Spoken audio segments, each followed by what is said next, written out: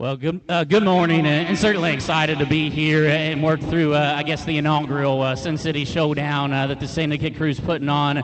Pumped up. It's going to be a fun day. We've just got to get you a grand in reserve in each of these showmanship divisions. And I guess, first and foremost, I've always kind of compared the kids that are going to win a showmanship division to kind of those gilts or market hogs that'll win at the end. The first impressions are real big, and then they still got to kind of follow it up. But we started with an awesome senior heat of them. I know we've got another heat of them. We're going to try and keep these things moving and sort them. And man, we've got a good group of them. I don't know if I'll talk each heat as we send back, because I'm sure the quality is going to be exponentially high. And it's when you only need to get a grand in reserve in each division, we're going to send back a bunch of kids that certainly would grab pens in place if you had to get a top 5 or a top 10. I would ask you guys ringside as we continue to work through showmanship and throughout the day, as we dismiss some of these kids that maybe don't get your pin, put your hands together, show them your support. Great first heat. Let's congratulate those kids.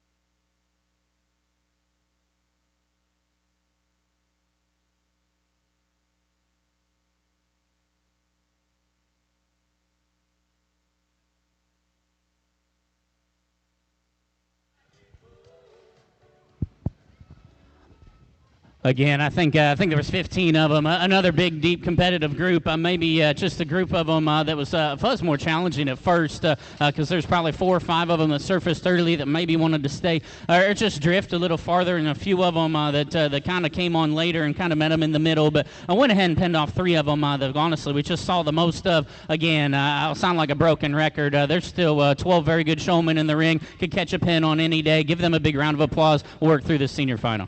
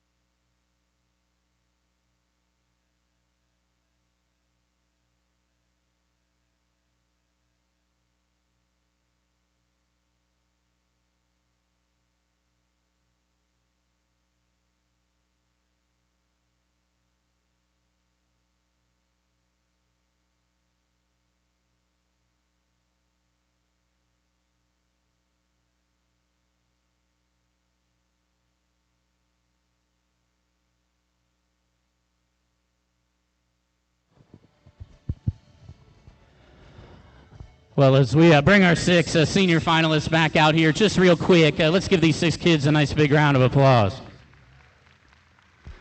Thought maybe took an extra second because I think all six and really the senior division as a whole was good and talented in the same sense. I think it's close, and from the way they talked, there's a lot on the line between buckles and a trophy for the overall, and it sounded like a chance to kick a field goal for some pretty good money. So we'll take this serious. But I thought all six of them do a really good job, and I always kind of say it and joke with some of my buddies down here that I call it the showmanship line and just where your preferences are. It kind of changes somewhere about the middle or southern Missouri, it seems like, because, man, up in the Midwest, if you cross around the rear of a pig like that, showing to a showmanship judge, you get the gate in a hurry, and you get to Oklahoma and Texas, and, man, nobody down here cares about that, and that's completely fine. You guys are just dead set on getting your animals drove and presented, and if you don't want to see a judge and see a bad look, you don't let them, and I think it's fine. I just think it's one of those things, maybe the first time 5-10 years ago I came down here, it was like, wow, this is different, but it's just the talking point. I'm not saying you have to do it like that. I like the way these kids show them. I thought they all did a good job. There's minute things you could sit ringside and talk about, because I think there's a few of them that probably get too choked up on their whip, that maybe get up on the hog's shoulder. There's a few of them that like to drift too far away from me. Maybe a few of them that like just to stay just a nickel closer. I ultimately just step back and say, hey, which kid and which animal did I see in the most correct spots, and that animal was presented to a T in terms of just head up, fit, looked right. I always getting great looks out of that particular showman. I like this young man right here in front of me to be your champion. Congratulations to her, or him, excuse me. I thought it was very, very close, and quite honestly, the one that's going to end up reserve, I think if their partner could have hung on just a nickel longer, I was going to, honestly, that top pair was so close, we had to start to fight the whip just a little bit more, because I thought the first 75% of the drive, man, this young lady and their barrel were on, they were presented to a T. I'm not going to hold the last 30 seconds against them. That young lady with the calico on the far side is going to end up reserve. Congratulations to her. I know we only got or have banners for a top two of them. We'll just talk these other four real quick because I thought they all did an incredible job. Young lady driving the down-eared one, that is a smaller pounds pig for one of that breed or color. They usually have bad attitudes. My compliments to you for getting that one drove like that. I thought once in a while you got up on his shoulder, you get a little choked up on his whip, and that also might be you're trying to maintain what you know he might do if you don't do that. I get that. Young lady here closest to me, I thought maybe got a little close to me from time to time. I thought in relation to the top pair, maybe let that barrel just drop his head a little more. Young lady with the red one. In terms of eye contact, you might be the best one in class. I thought in relation, you maybe got a little slower in your turns, a little more stop and go. Young man on the far side, in terms of just pace and the way you drive that barrel, I love the speed that you do it at. I thought at the same time, too, we maybe let him drop his head a little more. Maybe just got I don't want to say a bad view, but maybe just kind of got an awkward view or angle of a time. But, man, sixth grade showman. Put your hands together. Kids did a fantastic job.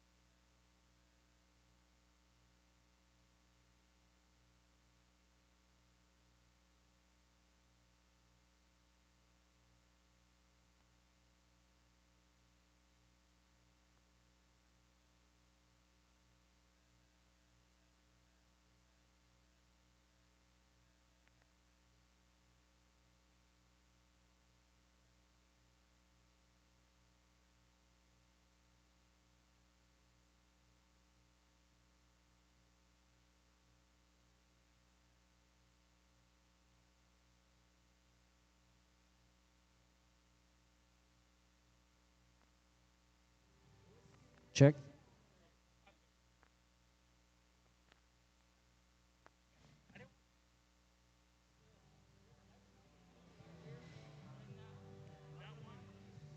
one the judge has.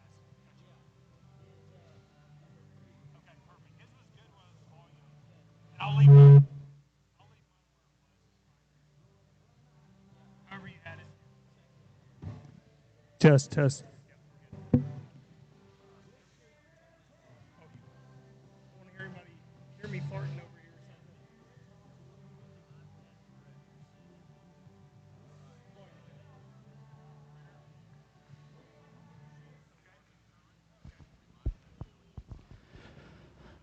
Nice heat of them. Maybe a smaller heat in your first heat of intermediates to get rolling with, but we still got a group of 8 kids out here doing an awesome job. I thought sorted off a pair of young ladies that, quite honestly, we just saw more of them and their animals kind of working in my plane of view just a little more consistently than what these 8 do. But man, look out, peek in the ring. There's still 8 of them that are well presented. They're drove. We're not on the rail. We're not fighting. It's just honestly, as a group, maybe a group statement, I probably just need to see you working, this 10 to 15 foot in front of me and kind of my peripheral view, where I can mainly see, because I think exactly that's a great example right here.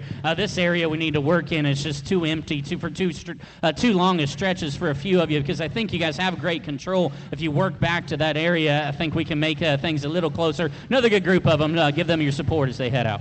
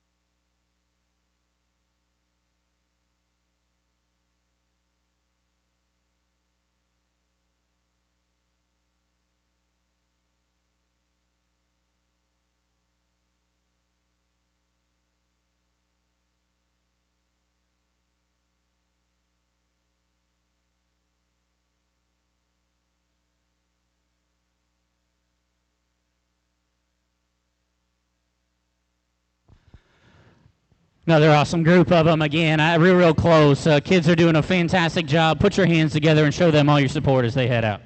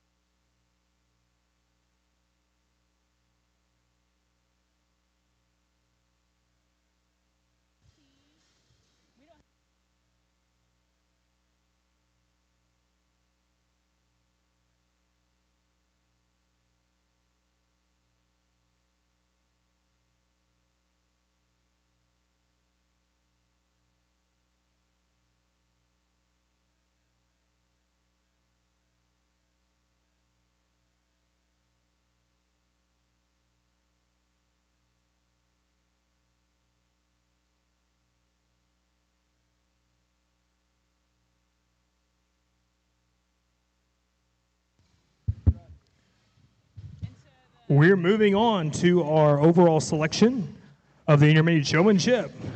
Our finalists for the Intermediate Showman are Kenzie Duke,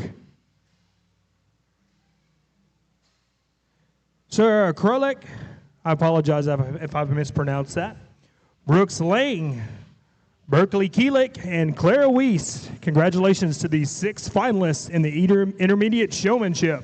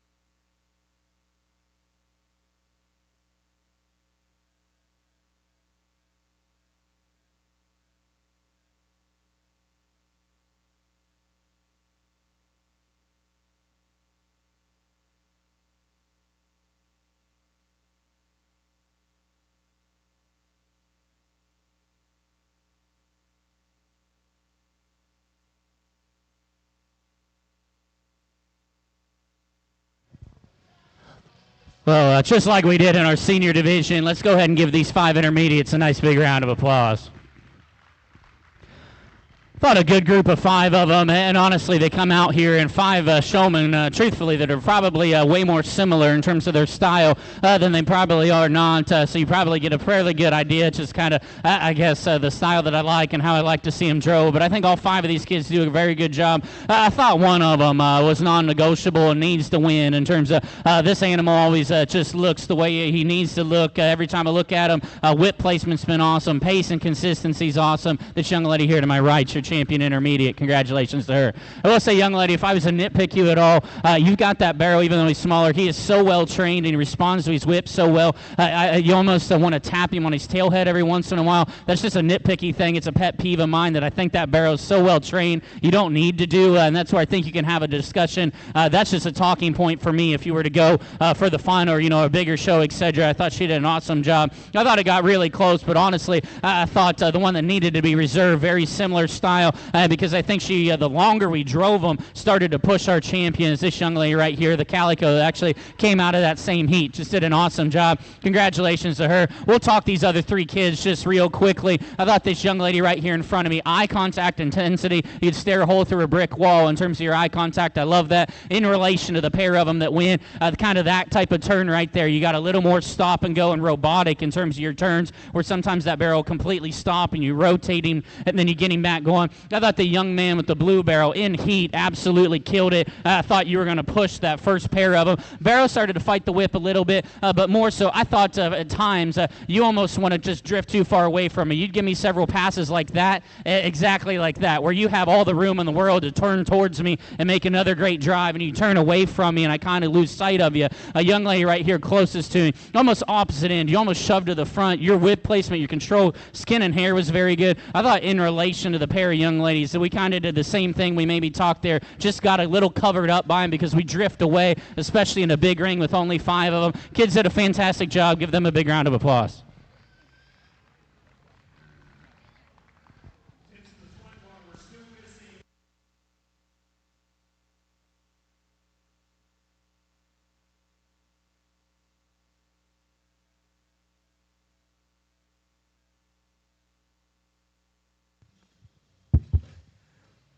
For our intermediate champion showman went to Kenzie Duke, and our reserve champion went to Sarah Acrylic. Congratulations to those 2 intermediate showmen.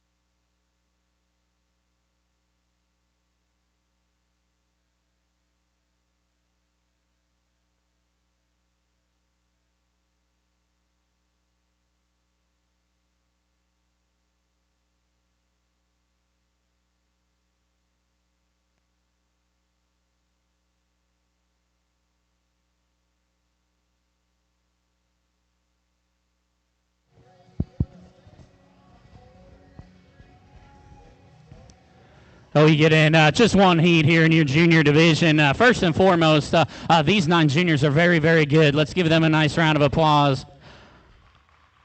Honestly, you get to name a grand and reserve. I thought, I guess, no offense to maybe a couple of the others. I thought there were maybe 3 of them that from the time they came into the ring kind of surfaced themselves. And then the longer we keep driving them, ultimately it boils down to a pair of them. And man, these kids are good. I guess they don't really know what the age break is or what age we are, but they're very, very good. The longer we drive them, in my opinion, one of them needs to win. Presented to a T, eye contact's awesome. Probably, honestly, maybe the best in terms of their whip placement of their utensil on their animal, in terms of whether they want to get them on their rib cage to go or they want to get them on their lower jaw or their lower chin. Of any of them we've seen today, I think doing a smoking good job. That young man in the pink shirt with the belted hog to my left's your champion. Congratulations to him. I thought it got real close between him and another one, and quite honestly, really there was another pair. I thought there was a trio like I referenced. There was one that was so good at the start. Ultimately, maybe Barrow, like we've kind of talked on a few of these, starts to fight the whip just a little bit more, and even before he started to do that, he was probably just a little slower geared and a little slower paced than what our champion was. But man, again, another presented whip placement, always heads up. Young man with the blue barrel on the far side will be a reserve junior. Congratulations to him. And we'll talk a few of the other ones. I said it was kind of a trio. Honorable mention was this young lady right here in the pink with the bow, because I thought when she first came in, she might have had the best entrance of our top trio. Her intensity is incredibly awesome. I love that. Gets down, gets after it. I thought in relation, and I think, mom, dad, coach, whoever will kind of probably be able to say the same. I thought that we didn't drive them all that long. That Barrow started to fight the whip, and I think that's a young lady. That's a perfect example. I think that Barrow cooperates better, change pigs. I'm not so convinced she's not right there with them, because you can see it in her eyes. I thought she did awesome. We can't put these things on leashes like others, or halters like other species. If you can, I thought she did an awesome job. She needed to be talked about. I thought the other 6 of them incredible for their age division. Maybe you just got to show me a few extra views. It'll be a little more consistent. Great group of them. Put your hands together for them and support them as they head out. Good job, man.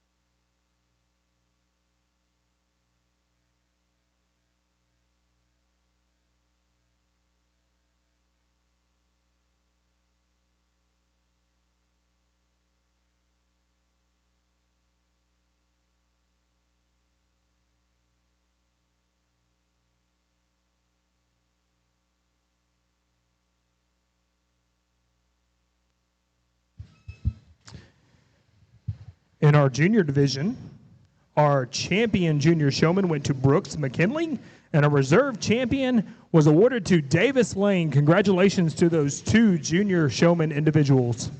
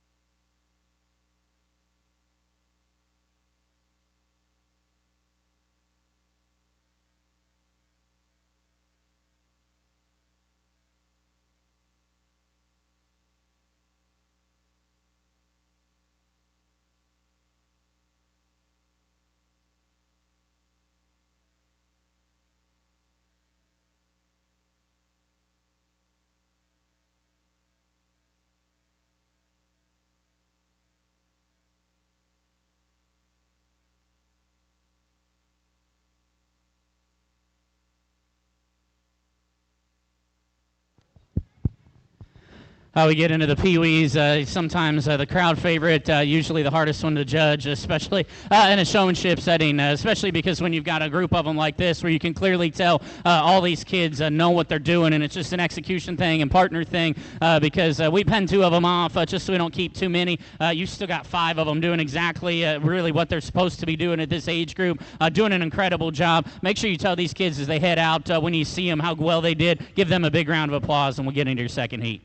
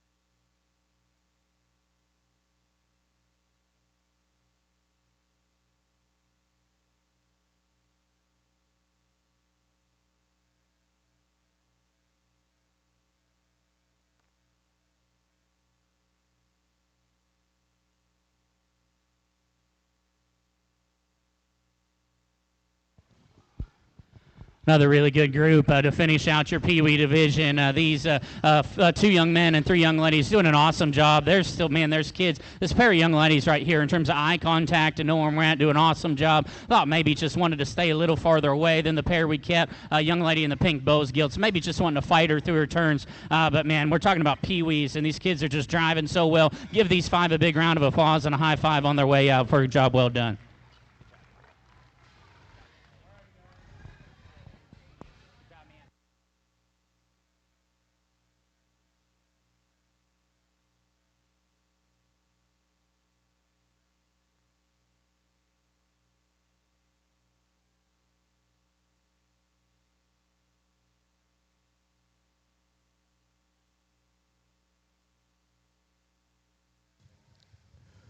We are now judging for our overall selection of our Pee Wee showmen.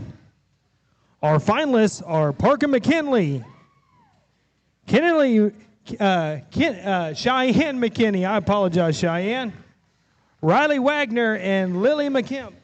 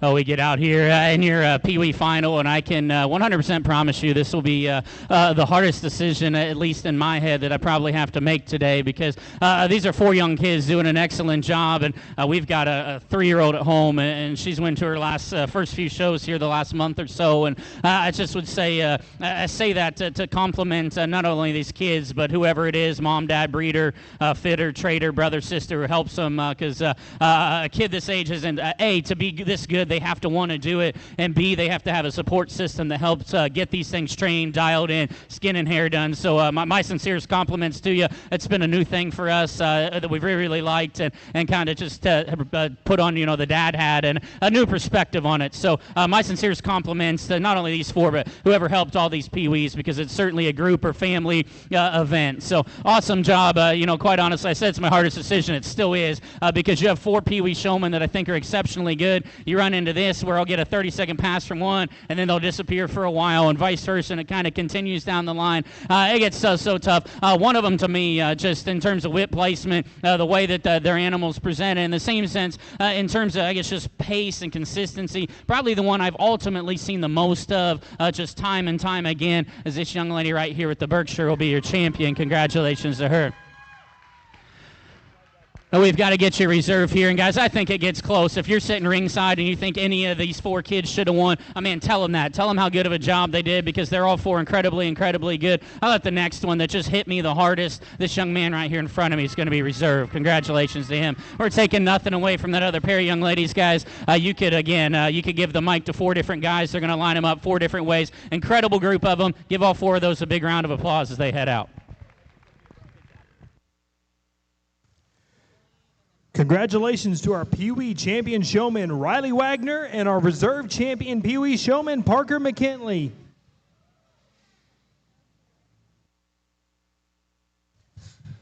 We are now judging for the overall selection of our showmanship.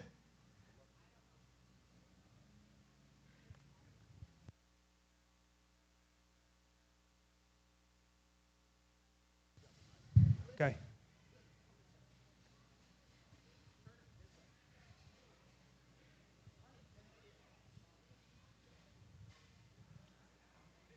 Our champion senior showman, Joaquin Dudley.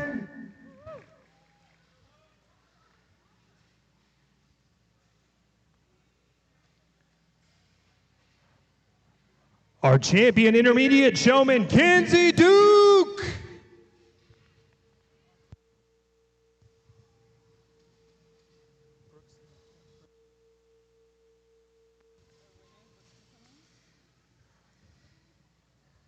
Our champion junior showman, Brooks McKinley.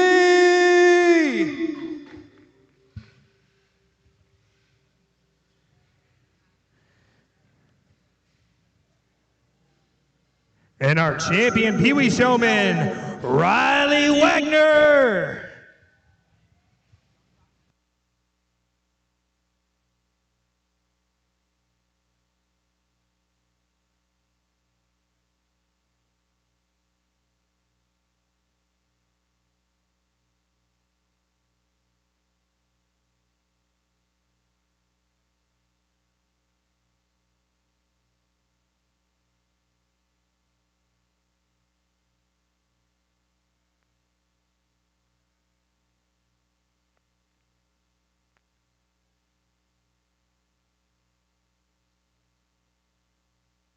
Yep. Now, as we're sorting through the overall showmanship here for our Supreme Champion, a few words again. We have a trophy here, the Jim Stevens Memorial Trophy. It's going to be a traveling trophy in honor of Jim Stevens. Jim, longtime hog breeder, started off with Stevens Shires Farms. Matt came along here with the family, MT Hart Livestock, helped putting on this show and doing a lot for this and the sales that they do. But Jim, a long time just avid proponent and supporter of youth and youth development, breeder of hogs, an athletics coach, and so this was his passion. You know, here in recent years, Jim was always watching online these stock shows and always texting Matt and Taylor and commenting on their crew's showmanship skills and things that he saw. So always thoroughly enjoyed it. Had a passion for it, and so I know it's extremely important to the family here and an honor to be able to do this and present it to our champion showman. So if we would put our hands together for the Stevens and Murdoch families and all they've done, and for this beginning trophy here for the Jim Stevens Memorial for the champion overall showman.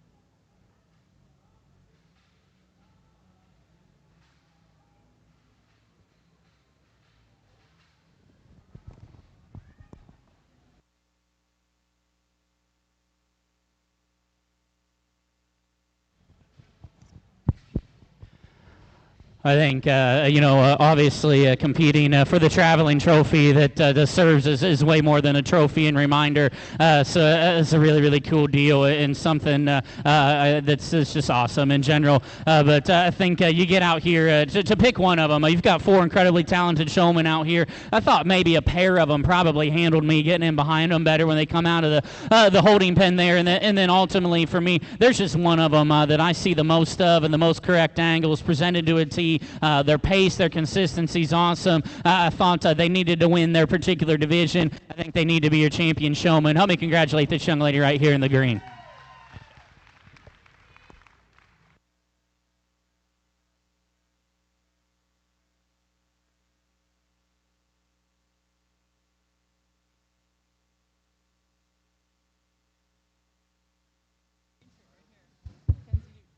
Congratulations to the Sin City Showdown overall showmanship, Miss Kinsey Duke.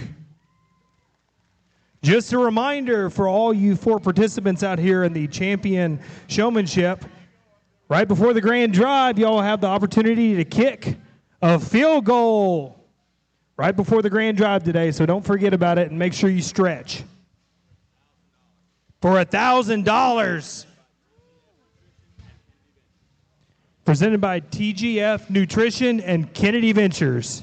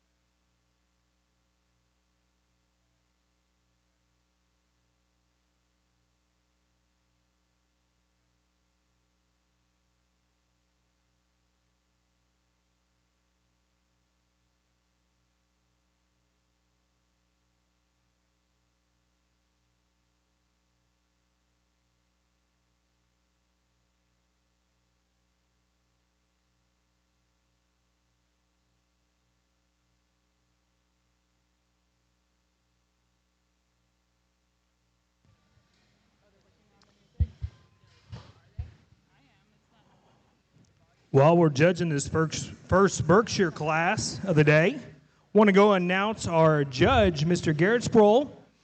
Garrett is a graduate of Ohio State University with a bachelor's degree in animal science. He currently owns and operates G&S Swine, a 120-sow show pig operation selling prospects year-round across the country, alongside his wife, Abby, daughters, Sutton and Sawyer, brother, Graydon, and grandfather, Tom.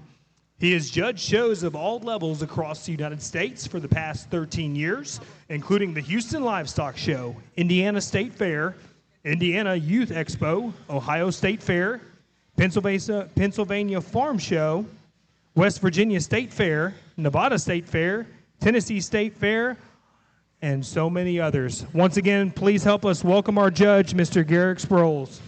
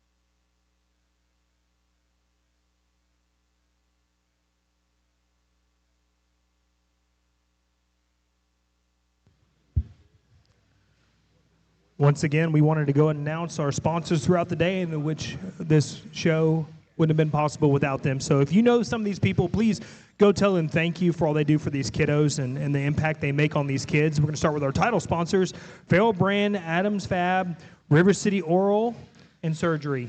Thank you so much to those title sponsors. Our premium sponsors today are Double L Feeds, Lintner Feeds, Maxcom Security Incorporated, Texas Pork Producers, and TTF Nutrition. Thank you to those sets of sponsors. We'll be announcing them as the day goes on. And once again, if you know them, please give them a heartfelt thank you for all they do for these kiddos to make shows like this possible.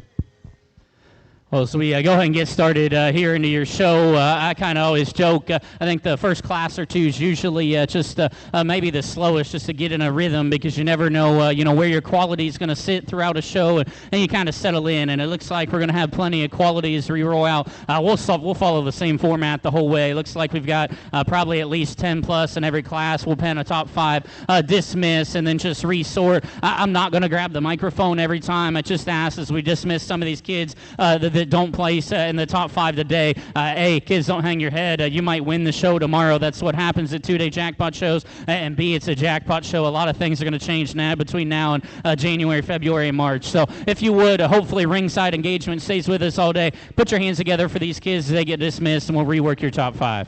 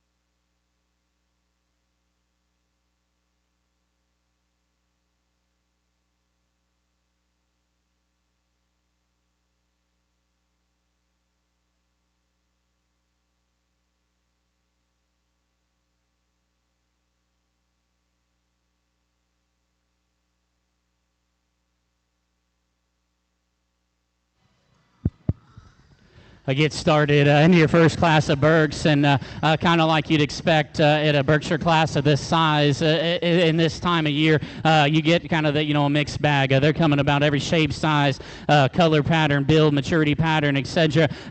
Just honestly one of those classes maybe just a little harder to put together just from a personal preference standpoint because there's parts and pieces of each of these particular animals that a guy could grab a hold of and run with and roll with, and it gets close between a few of them, I guess, in my opinion. I thought for me maybe there was just one of them. Truthfully speaking, I probably didn't get the best look at him out of the gate, but I thought in terms of true density of features, size of arm, length of hip, still having some stuff to his upper hip. He's got roll to his cage. That young man here to my right on the far side that we actually penned last is going to go ahead and be the class winner. I thought that one had distinct class winning advantages, specifically when you get right in behind the livestock. He's the biggest in his upper hip and he's penned. He's the biggest in his rear bone column. He's probably the longest hipped or one of the two longest hipped ones in class. He's got to do the right things long term. We've got to watch him in his cheek and his jawline and his throat latch, but he's dense, he's burly. I thought that's the one today in this setting that needs to lead. The young man's pig that's not cooperating over here in the corner is going to go too. Some guys will say, hey, that one's maybe just a little greener bodied, and he 100% is. I thought if you just want to sit back and say, hey, in terms of look, elevation, just skeletal build and quality, he's the freest moving, he's the best built one in class. He wasn't maybe just as dense as what that class winner was, probably just didn't come at you or leave you with quite as much, but his look, his maturity pattern is probably just a little more my type and kind than maybe a few of them we're going to talk about. Young lady in front of me is going to go ahead and be 3, probably a more similar type and kind to the class winner, maybe a barrel that's not one to drive quite as well. He's bolder chested, he's better in his cage than the ones that are going to come below him. I've got to heighten him in his shoulder, change him in a few spots. The pair of them here in 4 and 5, if you just peek in the ring on a side profile design, they look like maybe a pair that could go 1 and 2 because I love both of these in terms of height of shoulder, in terms of elevation. You've got to just sit back and say, hey, are you okay with what these two do coming at you? Are you okay with what they do going away? One of them's too straight and short in his hip. He's too rigid in his rear pastor, and the other one wants to roll and needs to be changed in his hawk shape. If you want to gamble and live with it, you can shove them both up the line. For me today, I can't. I like the young man's little one to be 4, young man right here in front of me to be 5. Again, parts and pieces class, a lot of things can change. Nice way to start off your show. Put your hands together and congratulate those kids.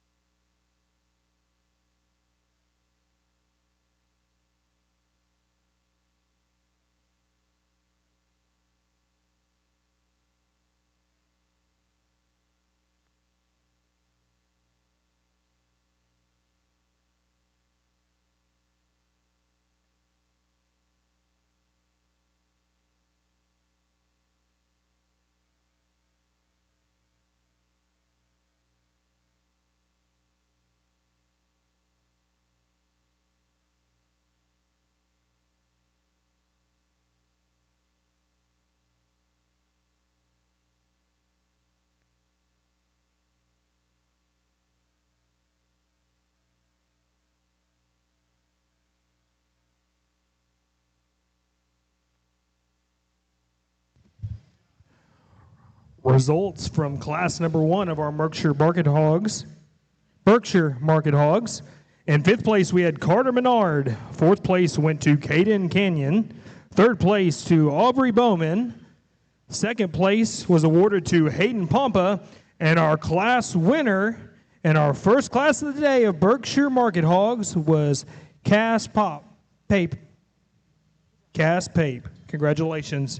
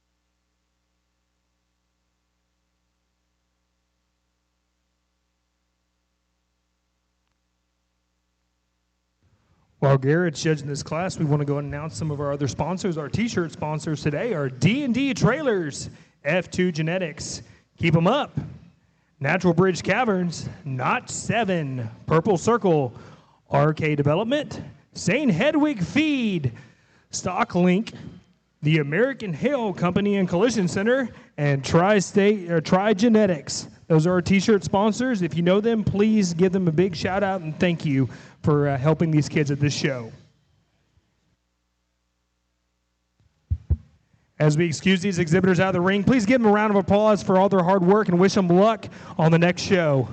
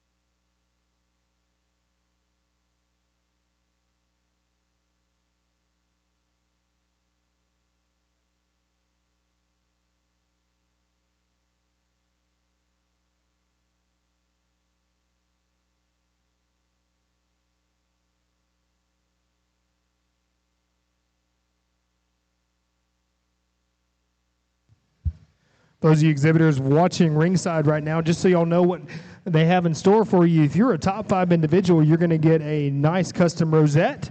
The class winners will get a Lintner Feed hat, and the second place will get a custom brush by the Syndicate. So if you make that top 5, you're going to get some cool merch. Looks like we're down to our top 2 in this class here, of class number 2 of our Berkshire Market Hogs.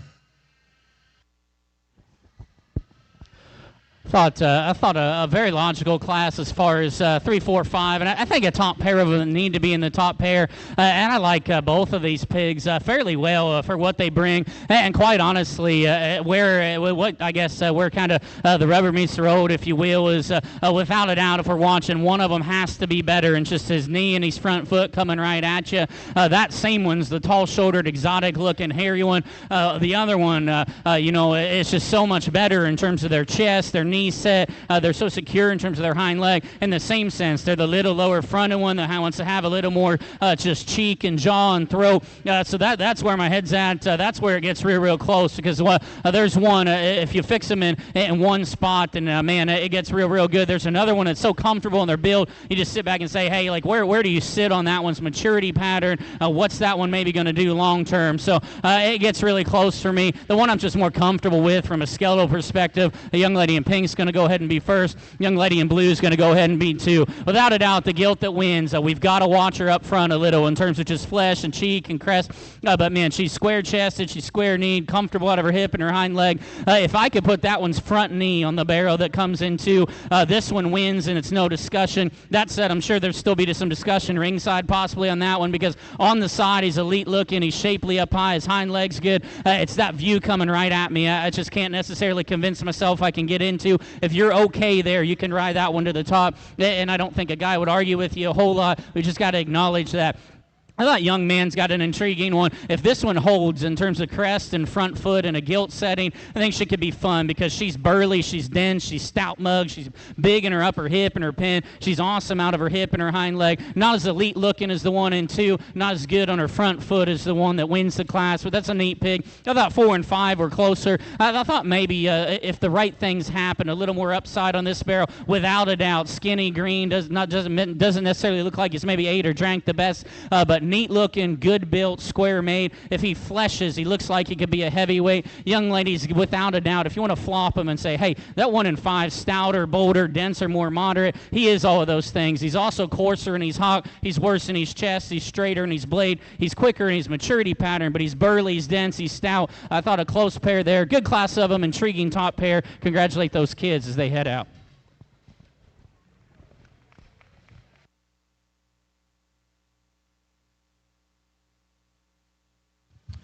Congratulations to our top 5 individuals of Class 2. In 5th place went to Riley Smith. 4th place went to Macy Katzmorak. 3rd place was awarded to Jackson Kane. 2nd place went to Casey Hawkins. And our class winner went to Cadence Thomas. Congratulations to those top 5 individuals. Please give them a round of applause.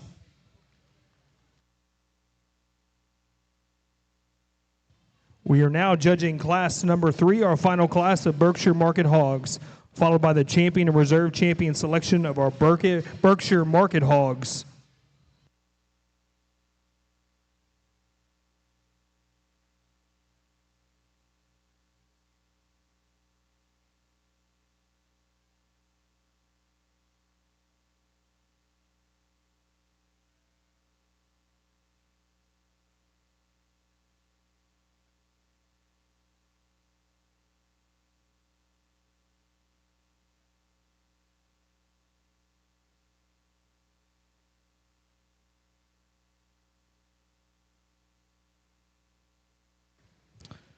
While we're judging this class, we want to announce some more sponsors that help make this show possible.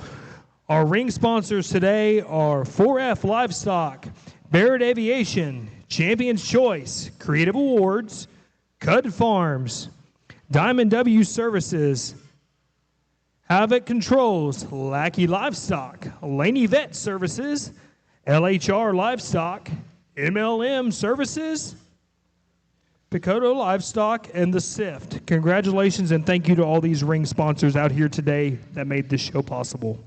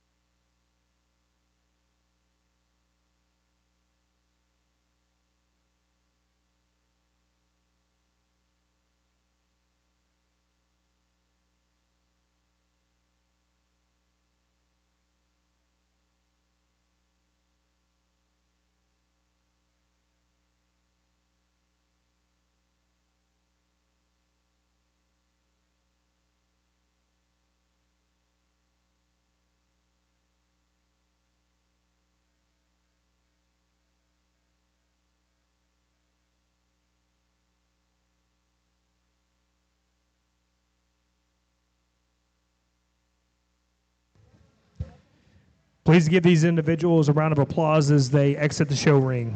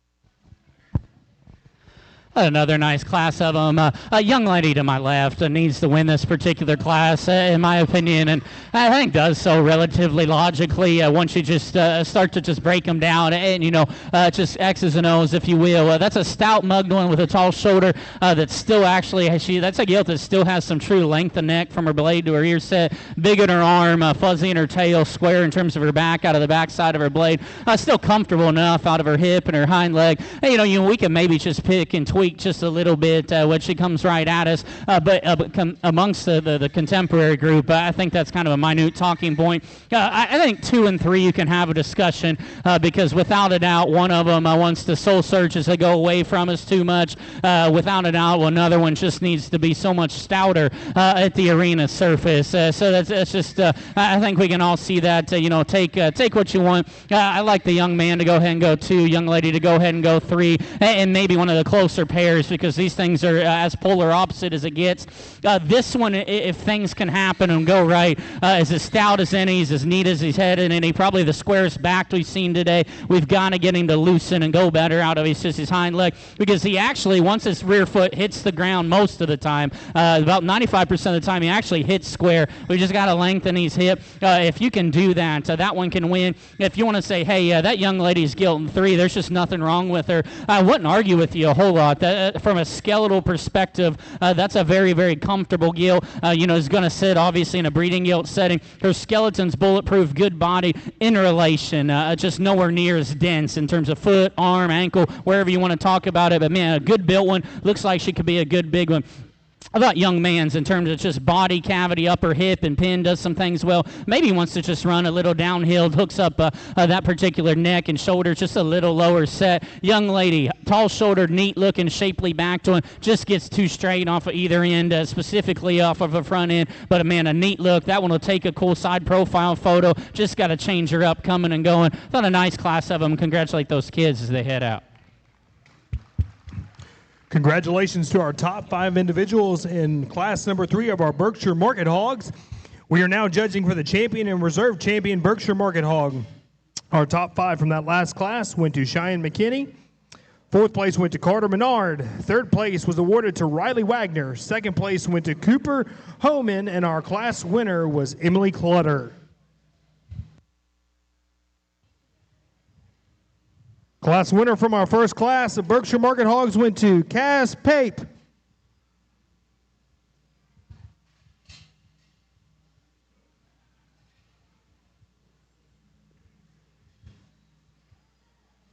Class 2 champion went to Cadence Thomas.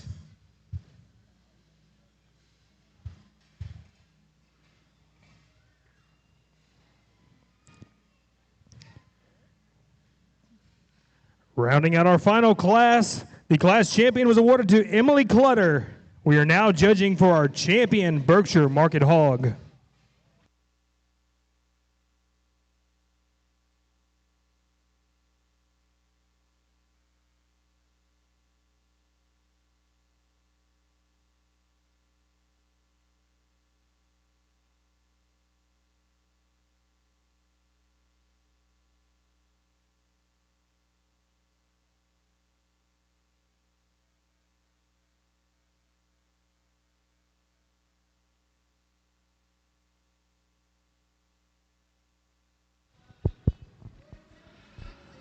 Well, as we get out here to get you a champion Berkshire, I thought 3 classes of them that brought a lot of quality, and kind of like we referenced in those particular classes, I thought a lot of parts and pieces, and you guys can sit ringside and gravitate towards certain ones, honestly, because if we're just being realistic, we're in the middle of November, a lot of things are going to change, and your favorite one could be the one that could win, when it matters, could have been 5th or 6th, and that's how it goes. It makes it fun, because I thought the Berkshires have had tons of quality. We've truthfully maybe you just probably critiqued all of them in a spot or two, and that's okay. I still think we've seen a lot of high-quality livestock. I think when you bring the trio of them back out here, again, you can tweak them each in a spot. To me, one of them's stouter, one of them's just more genuine in their bone circumference. That same one's stouter in their mug, their jaw, they're longer in their neck than the rest of them. Yeah, you could tweak just a little bit coming right at you, but in terms of squareness of back, just shape, spread, hair, shag, skull, this one needs to win. Congratulations to that young lady.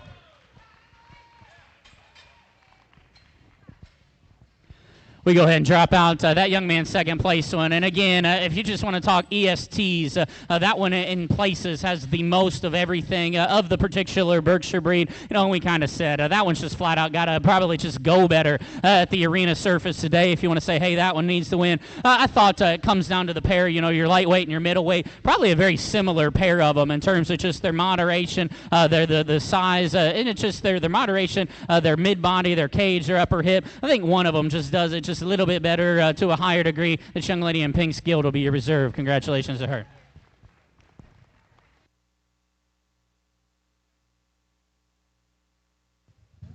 Our champion Berkshire Market Hog was awarded to Emily Clutter, and with that she gets a buckle and a custom jacket.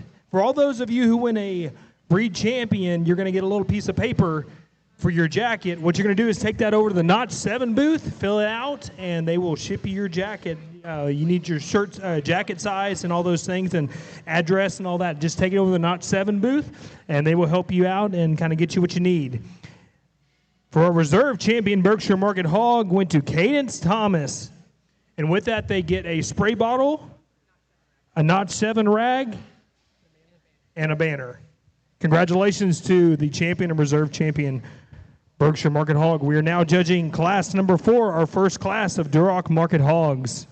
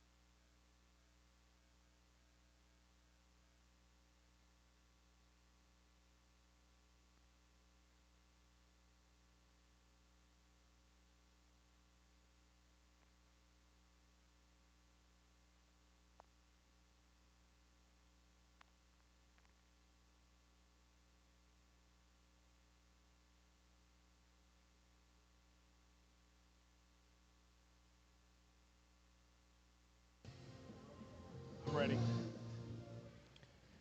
Please give these exhibitors a round of applause as they exit the show ring.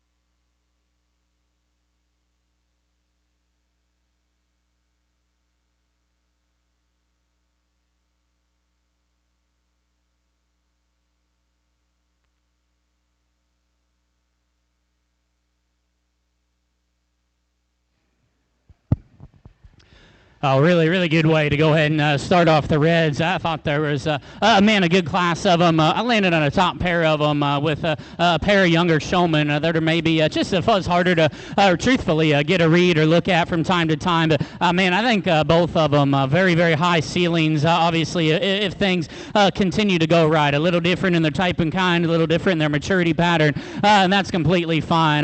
One of them probably just hit me harder in terms of just outline pieces. This young lady right here in front of me, Isabel's going to go ahead and lead, and I thought that one, my goodness, in terms of skull shape, length of neck, the size of that one's front feet form, the size of that one and the shape of that one's shoulder blade is incredibly, incredibly unique. And initially when he came in, I was like, he's going to be flat-footed, not be able to go. He handles it really well. For me, you're going to say, hey, none of them are going to be perfect at this stage.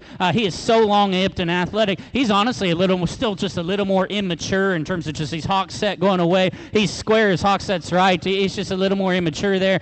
Talking point, I think that's a really, really unique one. That young man's a male pig that's going to go ahead and go second. Tall-shouldered, neat-looking, athletic, maybe in relation, a few pounds smaller, which is fine. That one on a side profile, so good. He's comfortable. He's not as dense as what that class winner was. He didn't have as much, and just his mid-body and his forerib is what that class winner did. But, man, that's a neat top pair of them. A young lady here in 3 runs into a really good pair because honestly, that was the first one that catches a pin, because when he comes out, he's bold in his chest, he's stout in his mug, he's comfortable just in terms of his hip and his hind leg. Not on the resort when you bring him back out. You probably need to actually tweak this one a little bit, and his front left knees, he comes at you, step back off of him. He's the softest foot in one of our top trio. That's being really critical of what I thought was a really nice third-place type of pig. Good rigged top trio of them. I thought the pair and 4 and 5 kind of came in logically here. I thought the young ladies, in terms of hip forward, does a lot of things well. There's some shape and roll to that one's loin, comfortable, maybe just gets a little out of bounds going away. Our tag team duo doing a great job. Tall-shouldered, shapely back gill. She wants to just be a little rounder, a little straighter off of either end, but man, a neat look with some shape and roll to her loin edge. Not an interesting class of them, a good class of them. Congratulate those kids as they head out. Good job, man. Congratulations to our top 5 individuals of our first class of Duroc Market Hogs. In 5th place, we had Beckett Canese. 4th place went to Roy Wagner. 3rd place went to Purdy Gurdy Dirty Dudley.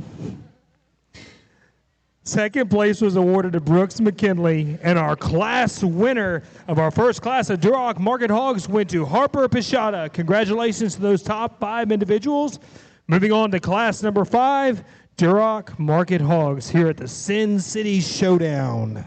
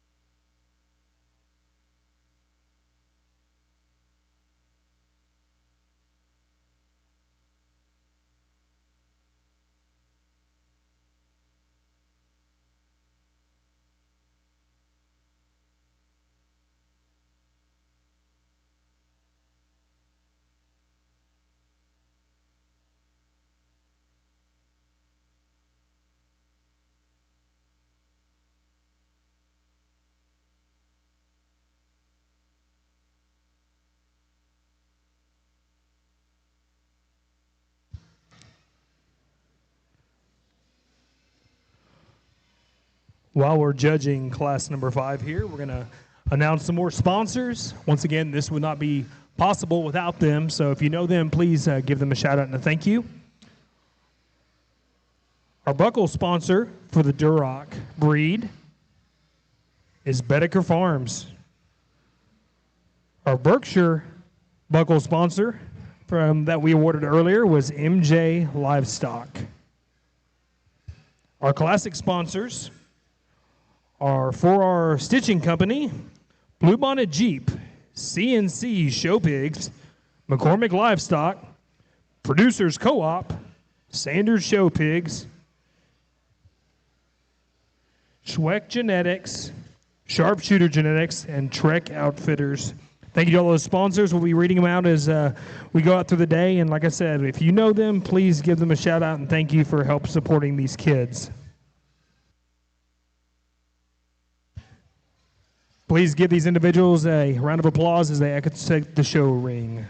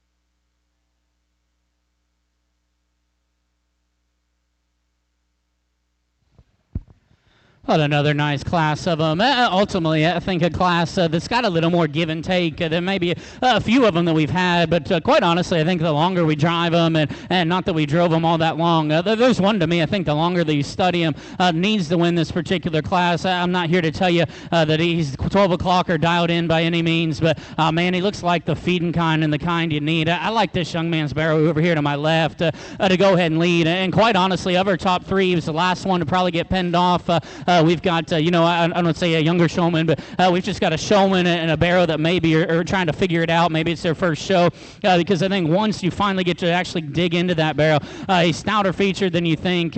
He's the tallest shouldered, he's the longest necked, he's the most correct in his lines, his pattern, his build, and he actually reads like he's greener, but he reads like he's going to come with stuff. He's square out of his hog. Again, if you want to say, hey, he's green, he's skinny, yeah, he is, but to me, that's the one in this particular class. I was just sit back and say, hey, which one would I want to feed? It's that one. I think that one does some neat things in the long run. That said, if you want to just say, hey, which one's the most show ready and flop the top pair, you can certainly make a case for our young man driving this gilt in second. Young man, you're doing a fantastic job. She's bolder about her mid-body. She's more rolled up in her back than what that class winner is in the same sense. I just stepped back. I was like, and truthfully, she's not just as dense in her foot and her ankle. She's not as just elongated in terms of her length of her neck. She's not as tall at the point of her shoulder. And those are just differences because that's a high-quality gilt in her own right. She's the right length of body. Like we said, from blade to ham loin, she's awesome. She's still a comfortable built one. That's a very nice one to sit in, too. The kind of exotic one that you can tie into pieces to is this young lady's here in 3 because that barrel where he needs to change, he's got to change a little bit and relax in his knee. He's got to blend a little better in terms of his ham-loin junction. Step back, though, long term, if you can get those things to happen. He's big-armed, he's neat-looking, he's shapely. He's got a big hind leg that sits square.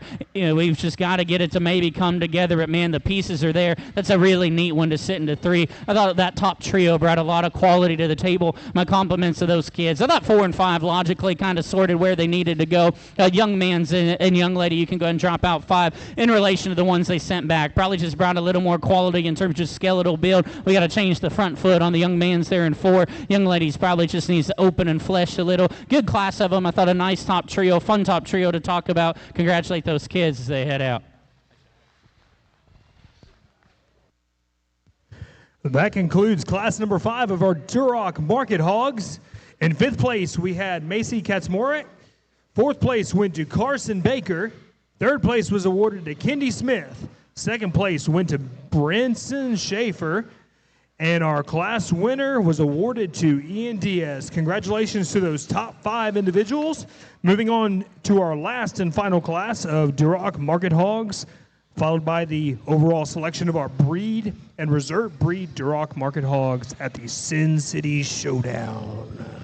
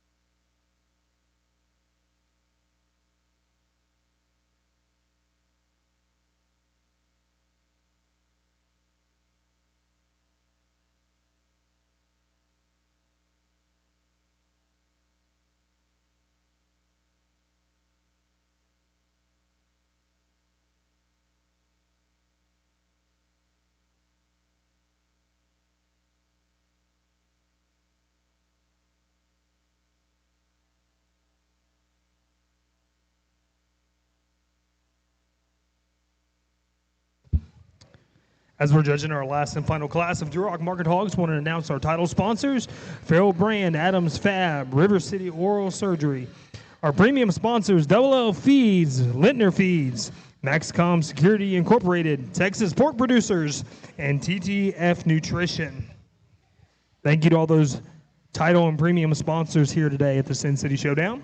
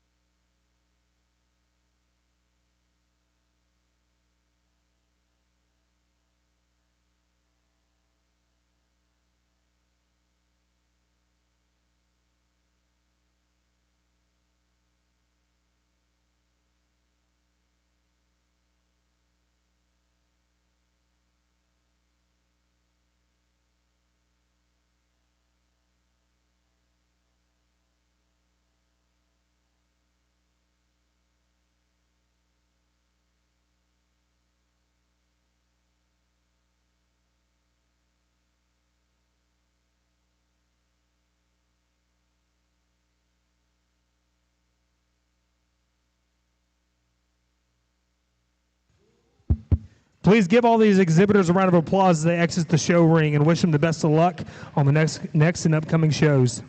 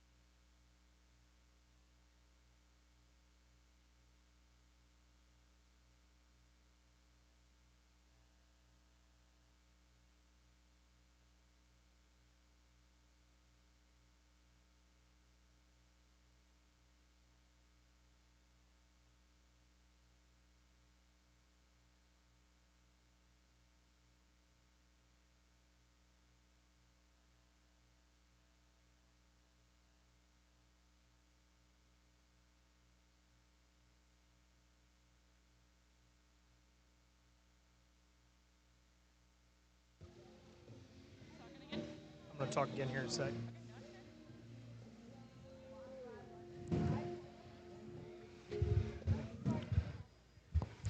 As we're judging our final class of Duroc Market Hogs, I want to welcome our judge today, Mr. Garrick Sproul.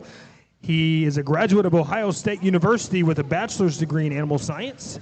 He currently owns and operates G&S Swine, a 120 sow show pig operation, selling prospects year-round across the country, along with his wife Abby, daughters Sutton and Sawyer, brother Graydon, and grandfather Tom. He has judged shows of all levels across the United States for the past 13 years, including the Houston Livestock Show, Indiana State Fair, Indiana Youth Expo, Ohio State Fair, Pennsylvania Farm Show, West Virginia State Fair, Nevada State Fair, Tennessee State Fair, among others. Please help me welcome Garrett here at the SynCity Showdown. Y'all can clap if you want to. Woo! Thank you.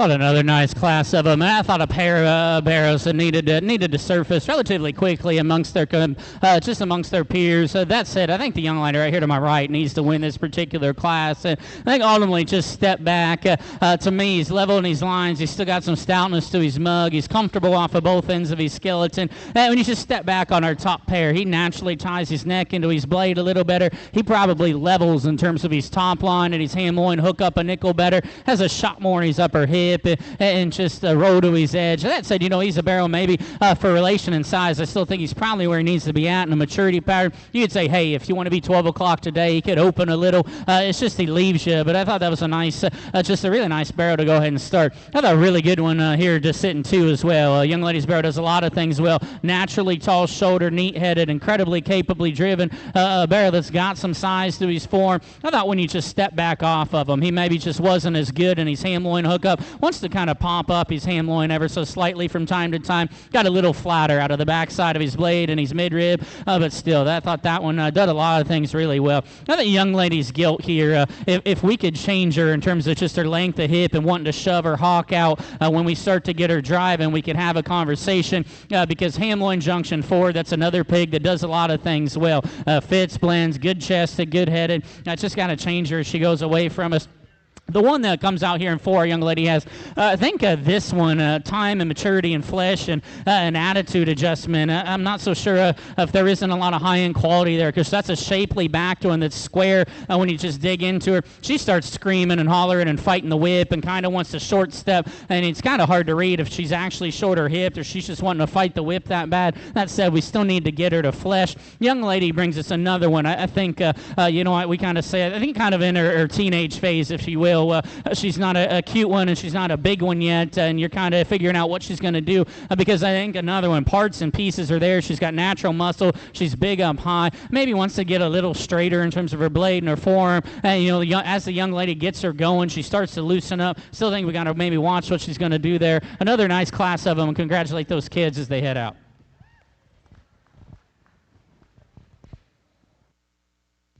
Results from class number 6. 5th went to Camden Homan. 4th was awarded to Baylor Wright. 3rd was shown by Casey Hawkins. 2nd went to Landry McQueen, and our class winner was Gertie Dudley. Now judging for our champion and reserve champion Duroc Market Hog, out of our first class was Harper Pashada.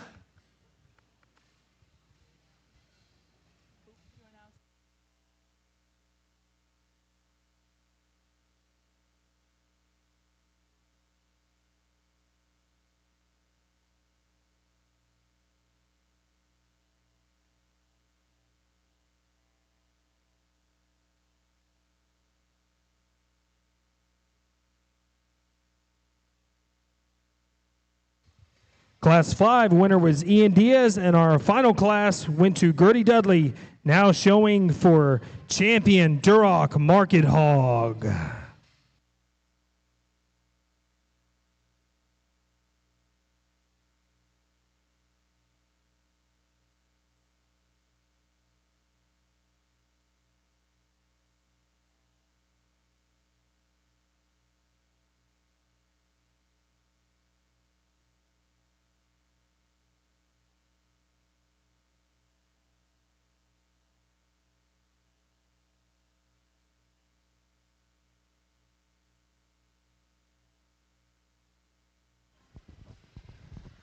Get in here to your Duroc Drive. I thought the Reds, and again, we kind of represent the Burks, and there were just so many quality parts and pieces, and there were pigs, 3, 4, 5 down the line that if they do the right things, they can get real fun. These are the 3 class winners we landed on, and again, we're at a jackpot show in November. It's going to be hard to make them all look alike as we bring them back, but I thought these were the ones that needed to win their particular classes, and again, when that said, we're not going to try and convince anybody that these things look alike.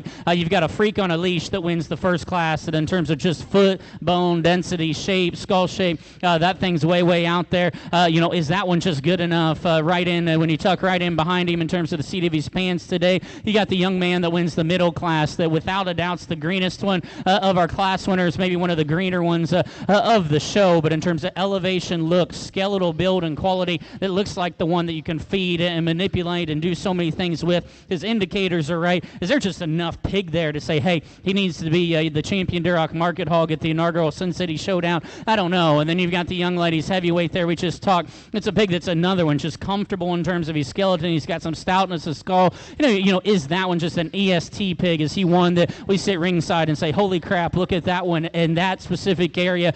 No, he's not. But, man, break him down. And when I step back off of him, he's tall-shouldered, he's good-looking, he's level-backed, he's correct in these lines, square coming, square going. He just does everything right. He's my favorite one. That young lady's heavyweight will be champion. Congratulations to her. Congratulations to Gertie Dudley with your champion market Duroc Hog. Now bringing out our second place in that final class, Miss Landry McQueen. Again, we kind of talked, and we just got done talking that second place one in class. That's a good barrel in his own right in terms of elevation, shape. We kind of talked. Maybe when he needs to blend his ham loin a nickel better, he wants to maybe pop up in his ham loin from time to time. There's another one, I guess. If he was still intact, he could fetch some coin. If he does the right things and matures correctly, and he's stifle and he's hawk, and he can kind of just get big enough. He's never going to be a heavyweight, but man, there are unique pieces. That young lady's real big-legged one's going to be reserved. Congratulations to her. Our reserve champion Duroc Market Hog went to Harper Pichata. Congratulations to all those Duroc exhibitors. Now we're moving on to our first class of White OPBs, class number 7.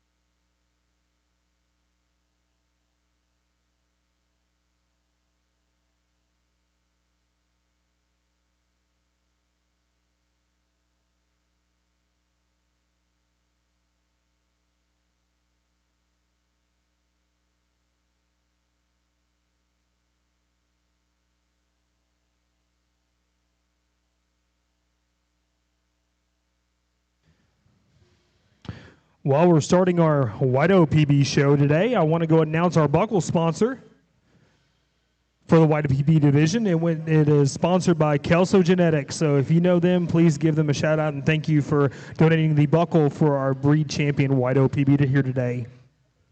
Those of you kiddos who haven't shown yet, just know that if you're in the top 5, you're going to get a nice custom rosette. Your class winner will get a rosette and also a Lintner Feeds cap. And our second place of each class will get a rosette and a custom brush from the syndicate. So you guys are going to be walking away with some really cool merch today. And I want to thank Matt and Taylor for all they did to kind of put all this together for you guys. They all know how hard you kiddos work and want to say thank you for everything you do here and for showing up today.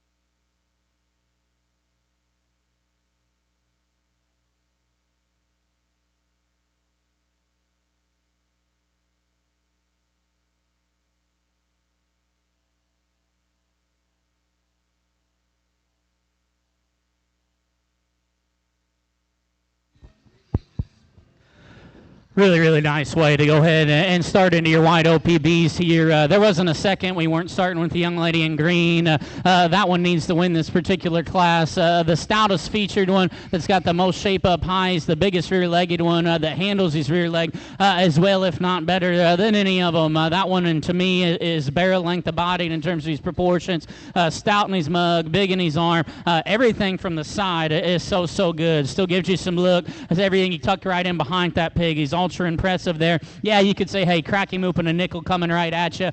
We could certainly do that, but I thought that was a very high quality one. Needs to go ahead and start this particular class.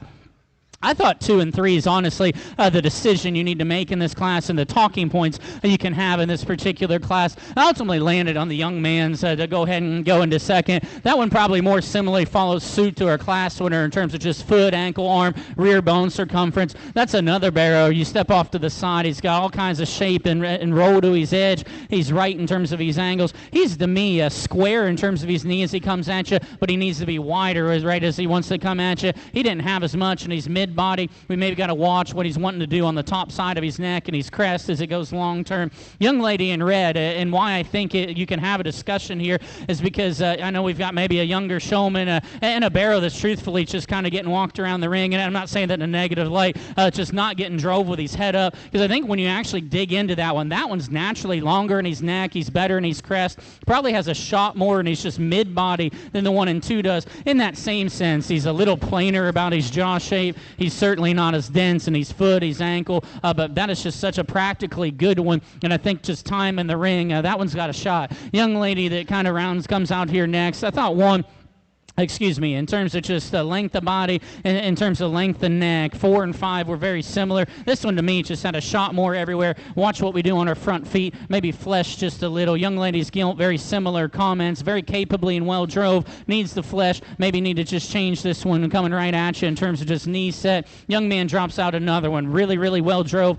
a neat headed gilt, neat profile gilt, just needs to be wider at the arena surface coming and going. Young lady that rounds out our smaller class here. Another one, probably the pounds light one, really, really good in terms of his mid-body, his upper cage. He's not as dense in his feature. His skull shape, to me, just needs change just a little bit. He wants to kind of get a little Weasler up there, but, man, that's a good built one that's got body. Nice class of them. Nice class winner. Congratulate those kids as they head out. That concludes class number 7. Moving on to our last and final class of wide OPBs.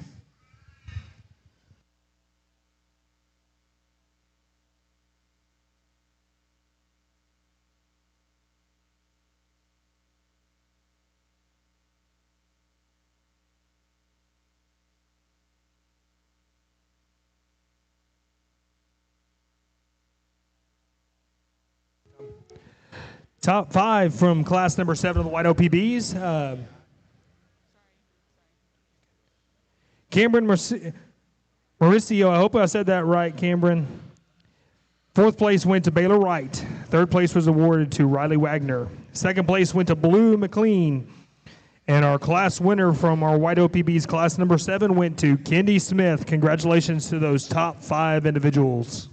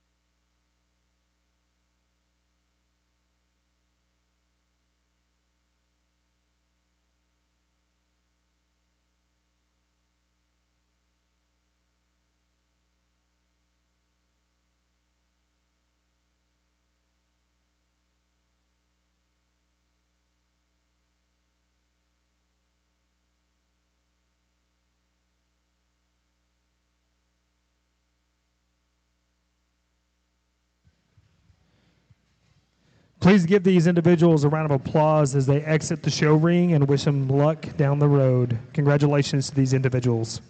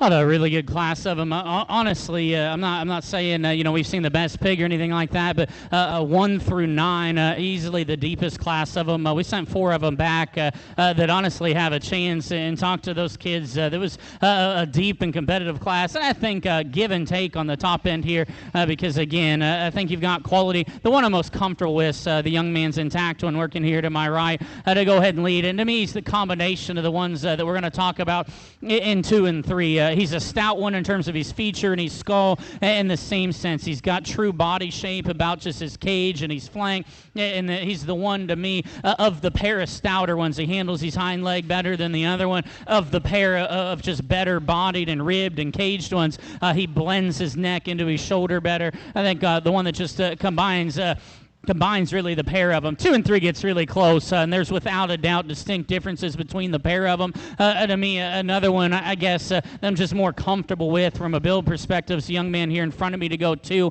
more similarly probably follows the pattern of what our class winner does in terms of just mid-body and cage, in terms of comfort of hind leg. That's one we could probably just open a little coming. You'd say, hey, that one could be just a notch stouter.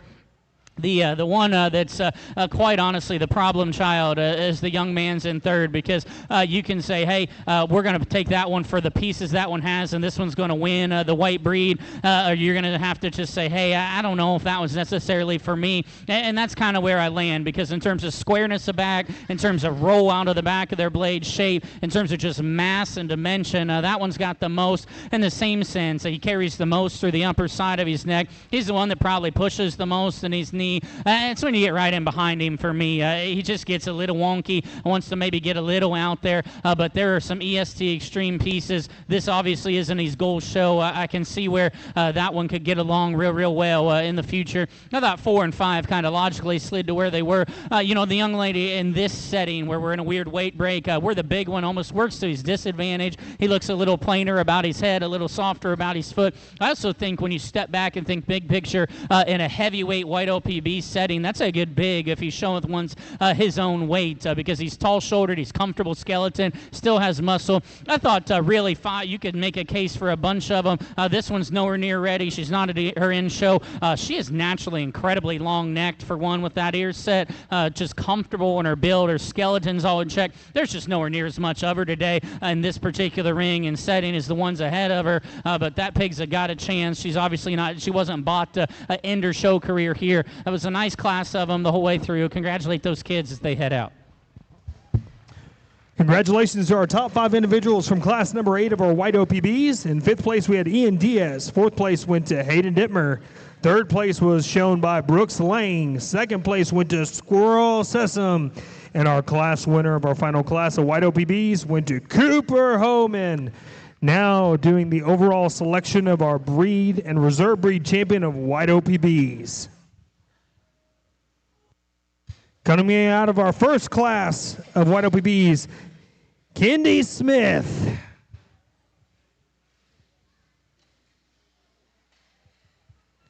And our other class champion, Cooper Homan.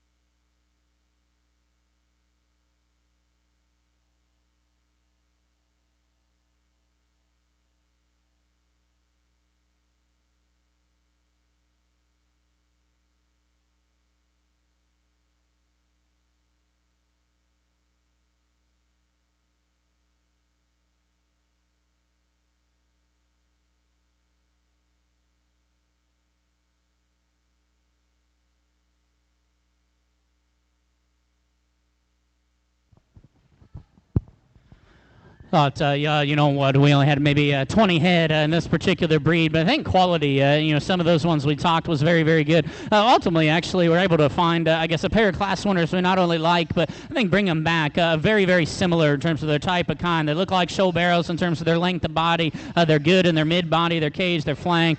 They've got some stuff to them up high, and, I think it's just a few differences maybe between them. They're both dense in terms of their feature and their skull. I think one of them, so it could be a weight thing too. One of them today is probably just a little sleeker about his head. In the same sense, I think another one's just a little better in terms of just his chest as he comes right at you. I think ultimately the decision is very, very close. I like the young man to go ahead and be your champion. Congratulations to him. Congratulations to Cooper Homan. Now exhibiting for our reserve champion from class number 8. Comes out Squirrel Sesame. I thought we kind of talked. That was a good class of them. That's still good big that drops in. I still think another one just follows suit in terms of density, type, and kind. Young lady in the green will have you reserved. Congratulations to her.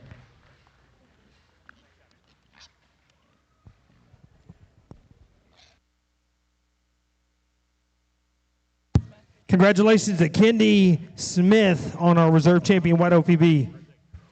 We're going to take a 2-minute break right before our dark OPBs, and just hold tight for just a second, y'all, in the holding ring.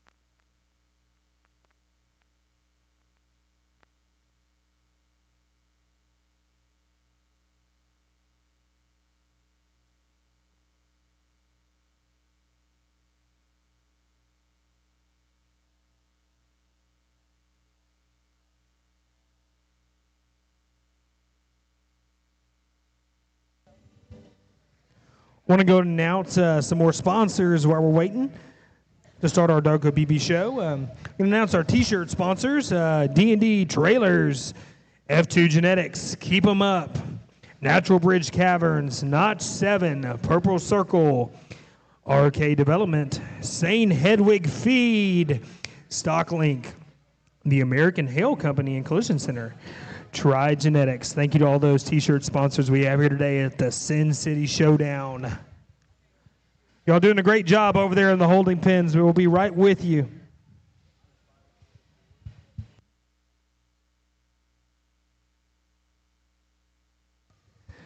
Hey, everybody who's sitting in the stands right now, I just want to go ahead and make a shout out to all of our interns here today who are getting this ring ready, and everybody who's kind of helping put this show together. If you wouldn't mind, give them a big round of applause and kind of thank them for what they're doing to kind of keep this show rolling. Hey, bud, you missed a spot right here.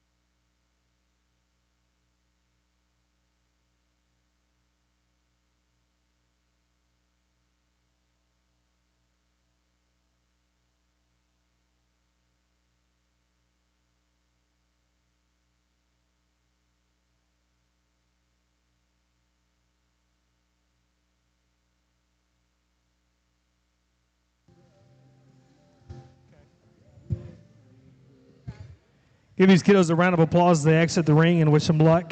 Congratulations for all your hard work, kiddos.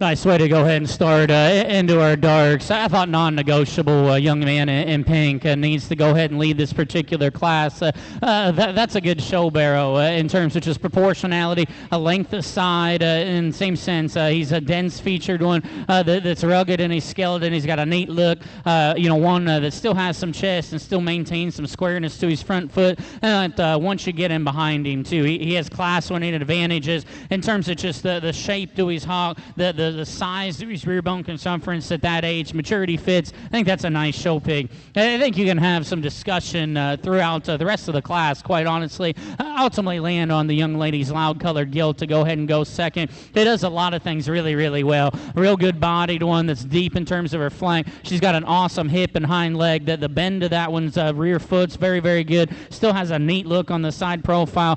Kind of does, I guess a characteristic spot deal. Maybe wants to turn just a little bit on her front feet as she comes right at us. If you change her right there, we can start to have a discussion. It's still a very nice show pig to sit into, too. I think long-term, this one's got a chance because that young man's Barrow in 3, that's a neat-looking one that's bulletproof in his build. He's awesome in his body. Again, just his cage, his circumference, everything fits, blends, balances. He's just not as dense in terms of his skeleton. He's not as mean as his mug, is what the pair ahead of him are. I also do understand he's the smallest of our trio. That's a very nice one to go ahead and sit in 3. Young ladies in 4 is one of those ones that's got some EST stuff. Another one that probably resembles our class winner in terms of length of side, in terms of just the shape to their cage, their body, the amount that they have out of the backside of their blade. It's that view when I get right in behind him. He's wanting to twist on his rear foot, shove his honk a little, kind of wants to do the same thing on his front foot, coming right at you. We maintain those things. That one's got a chance because there's some neat stuff there.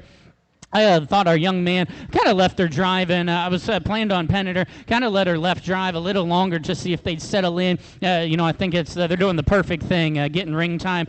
Some of these things can be pretty cantankerous, and she's certainly one of them. And I thought one in terms of shape and muscle was good. Maybe today looks just a little straighter in terms of blade and knee. And, I think part of that's her skeletal build. I think part of that's we just need to relax and get used to the ring. Young man did an awesome job getting her settled in. Good class to start with. Congratulations to them as they head out.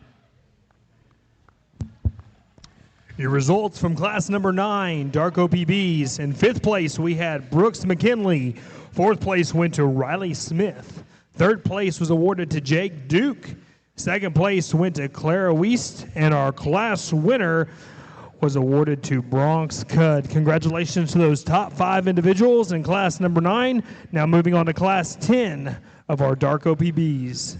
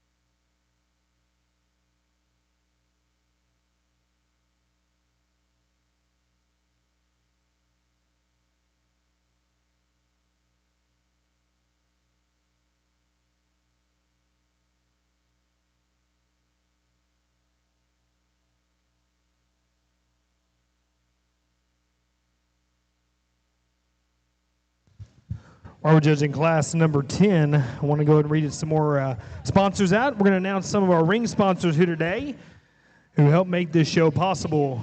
Our ring sponsors were 4F Livestock, Barrett Aviation, Champion's Choice, Creative Awards, Cud Farms, Diamond W Services, Havoc Controls, Lackey Livestock, Laney Vet Services, LHR Livestock, MLM Services, Picata Livestock, and The Sift. Thank you to all those ring sponsors.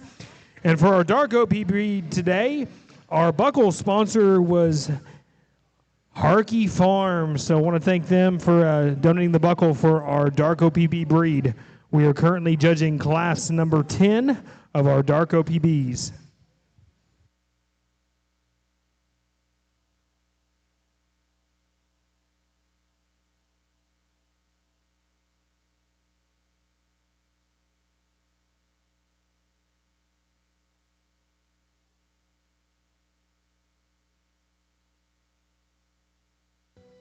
Please give these exhibitors a round of applause as they exit the show ring.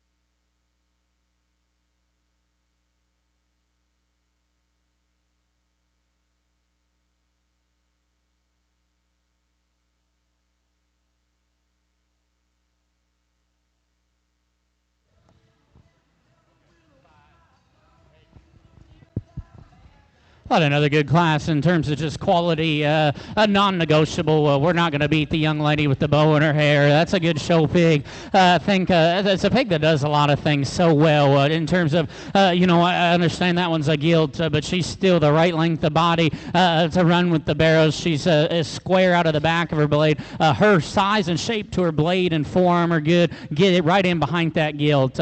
She's dead clean in her joint work, big in her rear bone, handles it. And for one of, that breed, whether she's pure or not, with a spot influence, still sits down on a square front foot. I thought that was a very logical place to start. Young lady does a nice job. I thought maybe you could have a little more discussion. I still think logically, to me, the young lady in red needs to go ahead and go second. And maybe it's just more time in the ring. We'll get this guy's head up and rolling. That is a tall-shouldered, slick-necked, clean-headed and throated, kind of Poland-appearing barrel that's awesome in terms of his build. He's level in terms of his back. And, actually on the side, honestly, he looks like he's going to be a little skinny one. When you actually get into him, he's still green in terms of his muscle pattern, but he's still got some true base width. I think that one has an incredibly high ceiling. He's not ready today, but that one's got a chance as a heavyweight. In my opinion, young lady in 3, that's a good one in her own right. Another one that in terms of just mass and squareness out of the back of her blade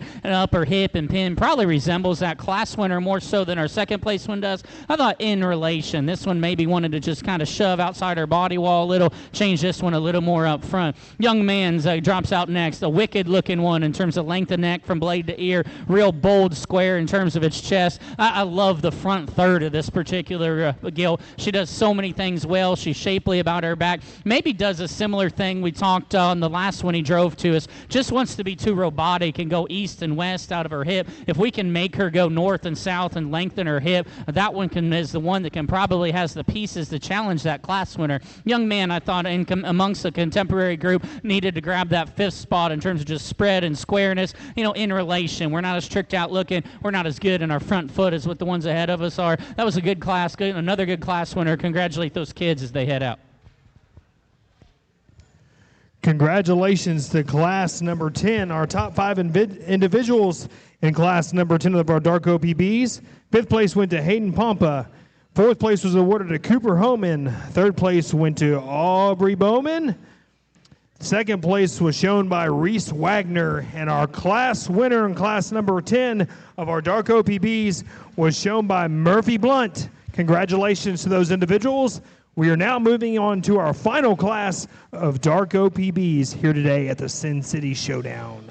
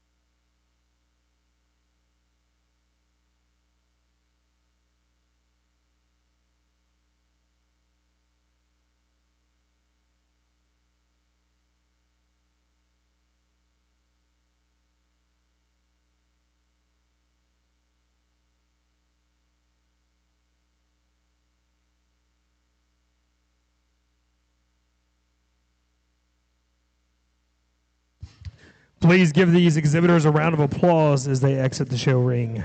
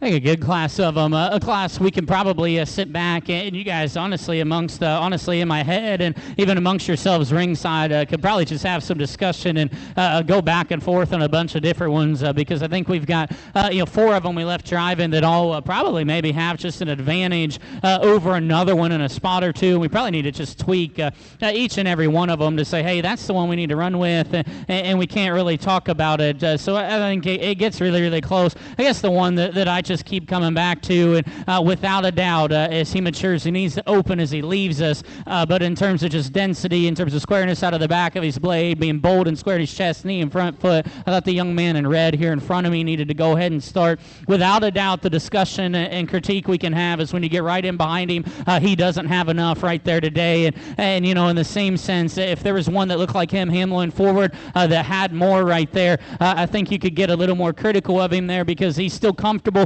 He's longer hipped than a few of them. He's still square and he's hawk set. That one, in my opinion, needed to go ahead and lead. I thought you could have just a little more discussion amongst several of them because you've got one that's really, really elite looking through their front third. You've got another one that's probably just a little more square, but if you will, wants to get a little rounder and shorter stepping. You've got one that's just got more muscle and mass and dimension. That's maybe the one that just wants to search the most with what they want to do and where they want to put their feet. So it gets close. We're going to keep the original two pinned off together. We're going to use the young lady's Poland appearing one to go ahead and go to. Tall-shouldered, elite-looking, great build. Needs to come at you with just a notch more in relation to a couple others. If that one opens, that one can kind of challenge our class winner. Still, I thought needed to go ahead and go into 2. I thought, again, you can kind of take them as you want them. Young lady to my right will be 3. Young man in the black is going to be 4. The added just density, bulk, and dimension of the one in 3 allowed her to slide up a spot. Another one, if we can just blend that that one's ham loin, figure out what that one wants to do with how she wants to track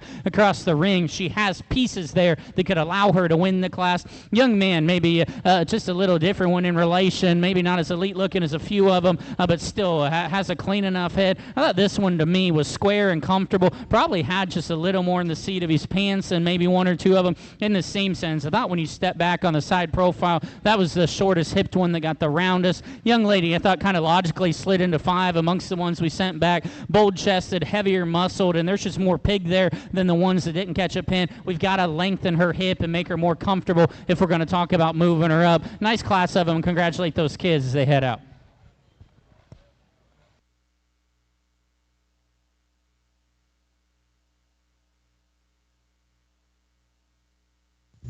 Our results from our last class of Dark OPBs. In the 5th place, we had Tatum Fuller. 4th place went to Audie Usner. 3rd place went to Camden Homan. 2nd place went to Karis Downs, and our class winner was Addison Adams. Now we're judging for our Dark OPB champion and reserve champion.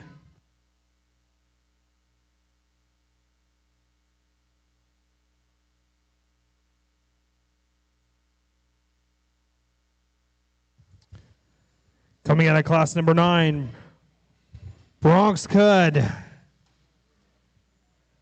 Our class 10 champion, Murphy Blunt.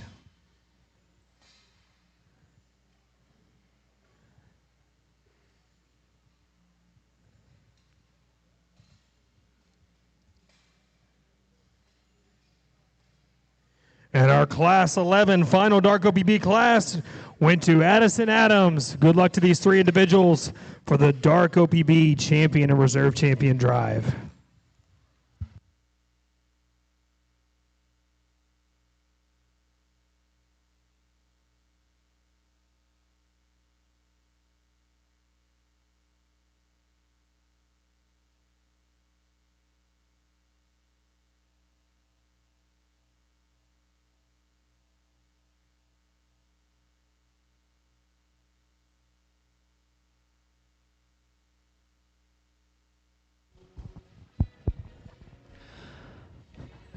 Thought you get into your darks here, your dark OPBs, and I thought classes that came together relatively well, and I thought also in the same sense, just tons of quality throughout them. Ultimately, there were maybe 3 or 4 of them that hit me well in the same sense. I thought it boiled down to a pair of them that, in my opinion, just quality, have a higher quality and just some extra stuff in relation to a few of them. I think of the pair of them, one of them's just maybe just a little denser, a little better in some areas, does so many things so right in terms of squareness, upper hip and pin. Got a good rear leg. This young lady to my right with her gilt will be your champion. Congratulations to her. Congratulations to Murphy Blunt with your champion Dark OPB. Now bringing out Reese Wagner.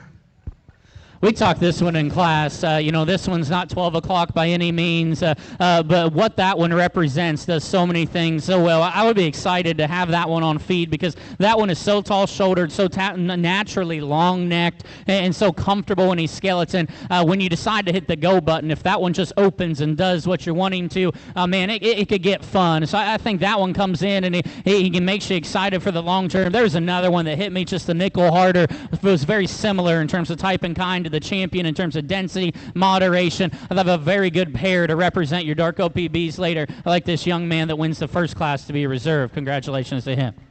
Congratulations to Bronx Cud with your reserve champion Dark OPB.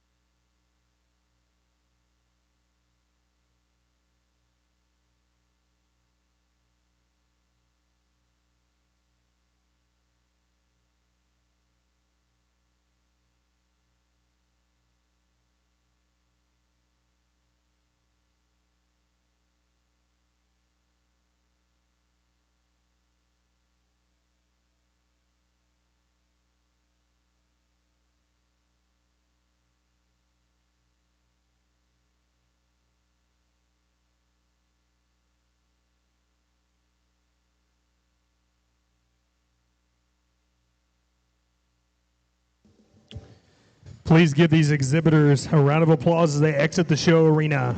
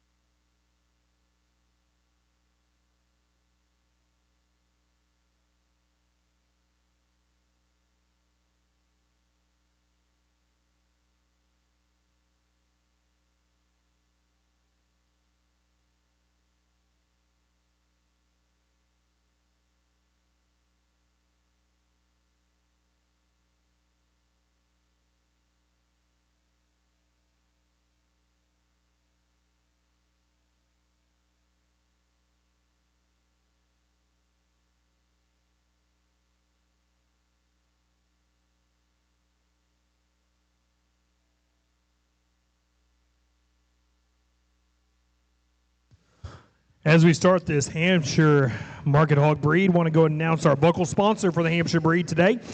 Our Hampshire buckle sponsor is Tres Amigos. Thank you so much for donating the buckle for the Hampshire breed here today. As Garrett's judging, I'm going to go ahead and read his bio again for those of you who just now showed up. Garrett is a graduate of Ohio State University with a bachelor's degree in animal science. He currently owns and operates G&S Swine, a 120-sow show pig operation, selling prospects year-round across the country alongside his wife, Abby, and daughters Sutton and Sawyer, with his brother, Graydon, and grandfather, Tom.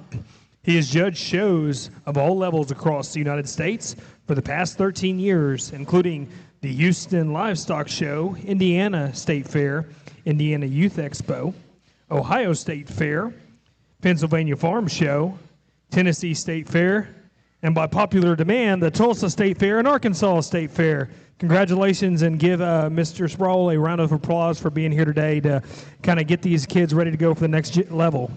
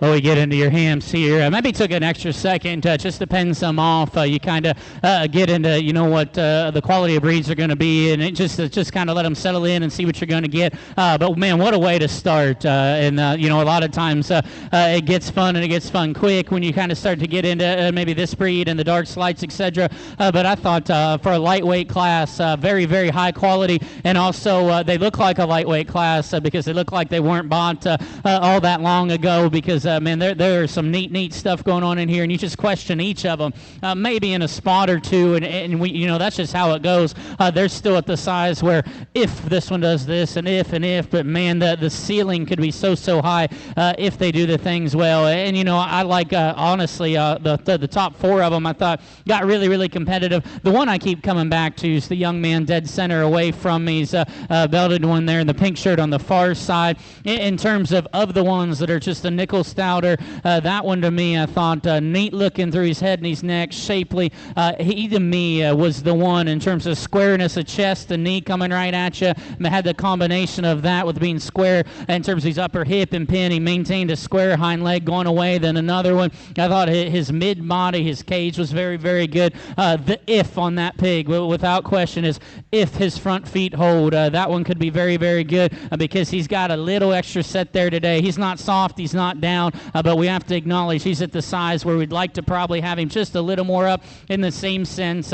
We've probably all fed enough of them. Some of them will get better, some of them will stay there, some of them will get worse. We don't know. That's the one I'm most comfortable with today. I thought I'd get close. Without a doubt, a show pony's right here closest to me. He's going to go second. That one's skull and jaw and length of neck, size of arm and blade is incredibly fun to look at. That is a big fuzzy rear leg. That view coming right at you is that guy's if. He is without question of our top trio, the one that wants to close up the most in his chest. It's probably because he's the one that wants to be the longest about his neck. That's a neat pig. If he settles in his blade and he opens up front, sky's the limit. We take nothing away from this young lady's in 3. That one came in and I said, hey, that one could win a class and we could be fine with it.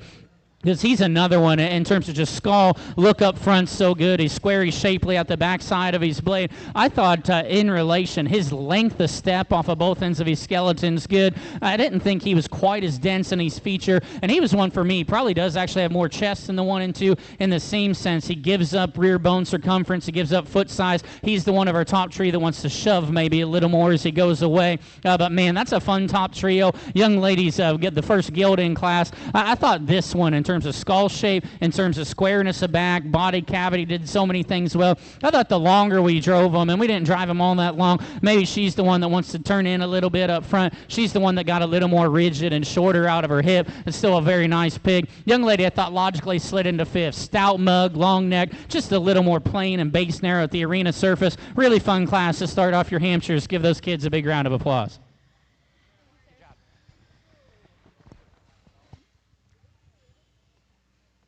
Congratulations to our top 5 individuals in that first class of Hampshire Market Hogs.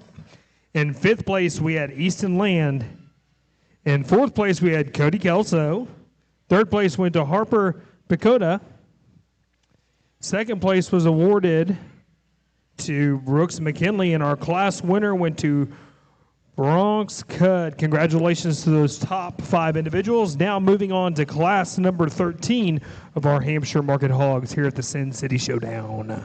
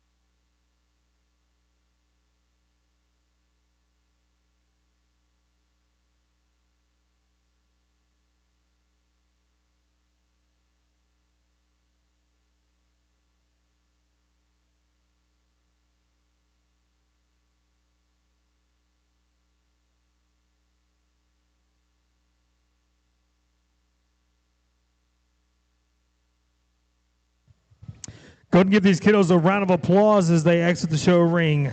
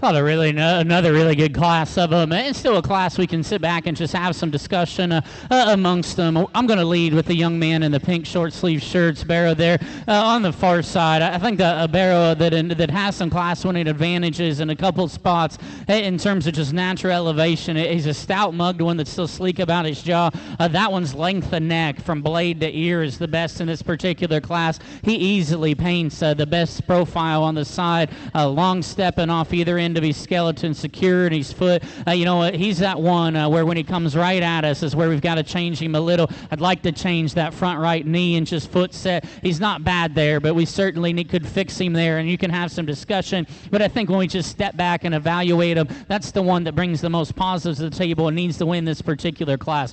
I thought 2 and 3 you can have a little more discussion. I'm more comfortable with just the way that the young lady's gill handles her hip and her hind leg in relation to the one that's going to go in 3. And I think this is maybe the closest pair of them because this one's another one. In terms of skull shape, I dig her. She's square back. She's the right length of body. She's comfortable in terms of her skeleton. I thought in relation to the class winner, she's not as big in her foot, ankle, or arm. She's not quite as relaxed in terms of her shoulder blade, not quite as long in terms of her length of a neck. But, man, square back, good bodied. I thought that one does some things really well. And the reason I thought it was close was because I probably prefer the way that the young man's Barrow's shoulder blade and neck are probably just set in and tied better than I do that gilt in second. Maybe comes on just a notch denser feature in the same sense. I thought that one maybe was the one that had a little more just through their lower jaw. And quite honestly, it's when I get right in behind this barrel. We're not at real big weights. We didn't drive him, but maybe 4 or 5 minutes. He's the one that wants to be shorter and stab out of his hip and his hind leg, wants to push his hock too far inward.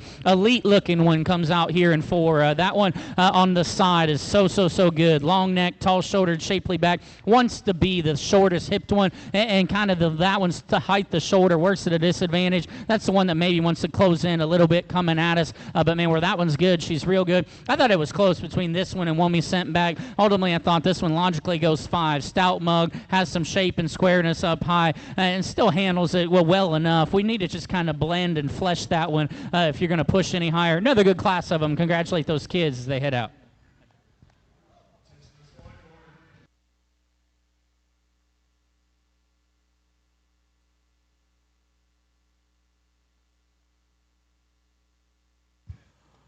Our top 5 individuals from class number 13.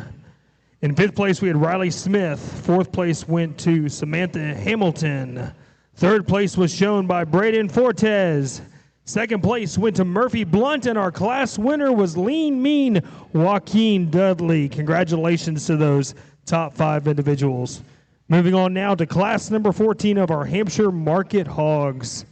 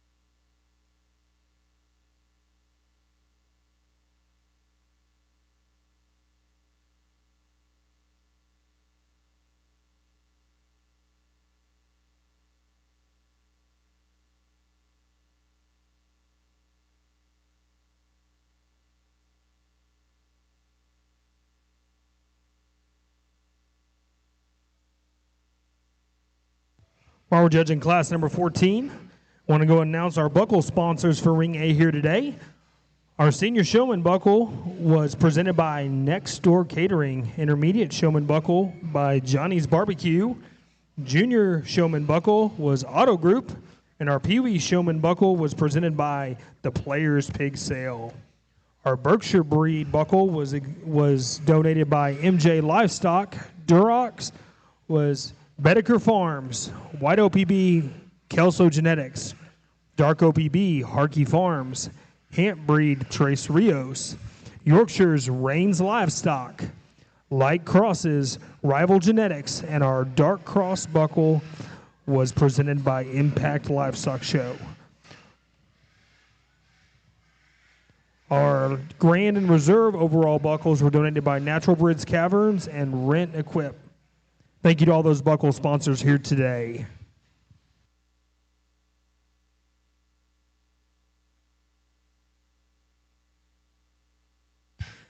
Please help me give these exhibitors a round of applause as they exit the show ring, and congratulations on all their hard work and showing out here today.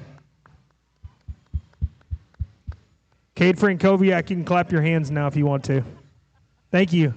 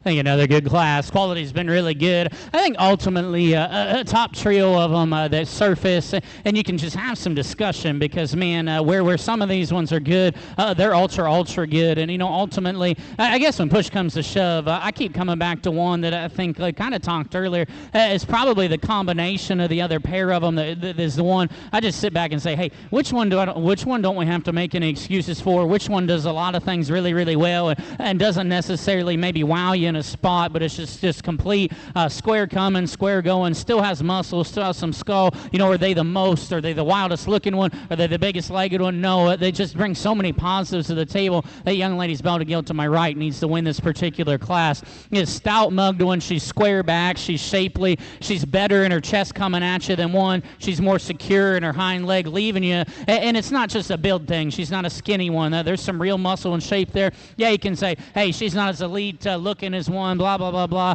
That's the one that just brings the most positives to the table. A young lady does a really good job.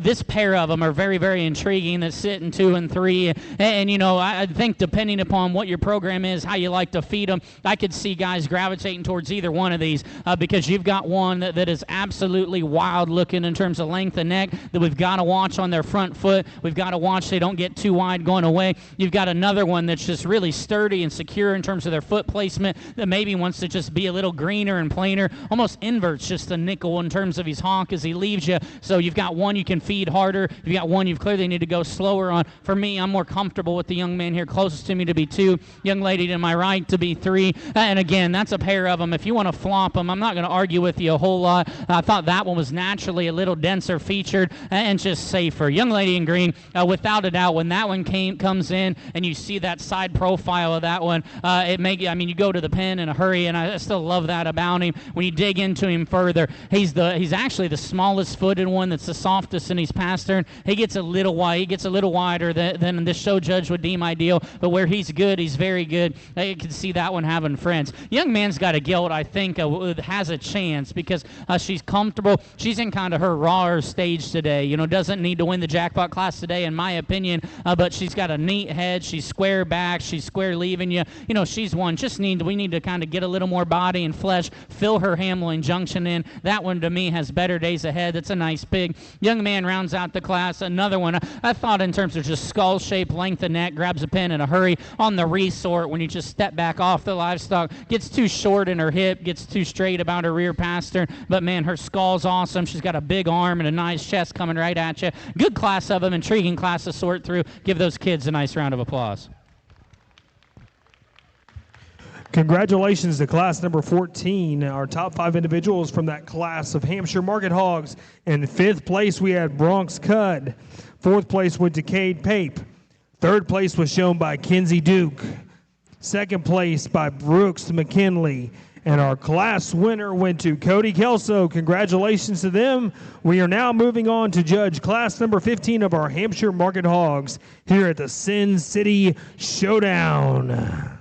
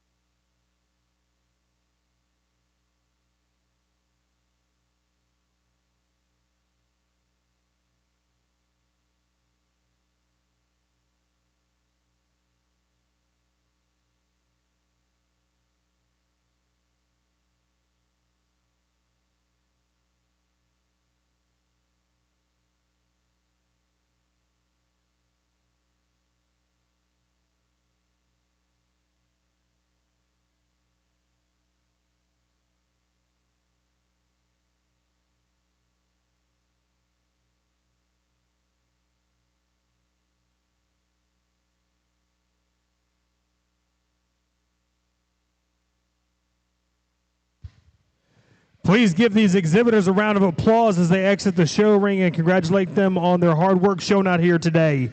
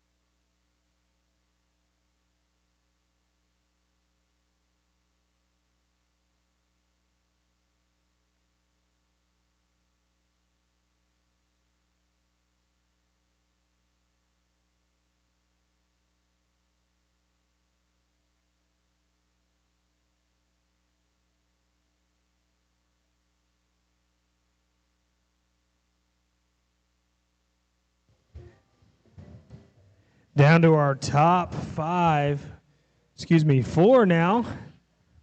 3 now in our class number 15 of our Hampshire Market Hogs.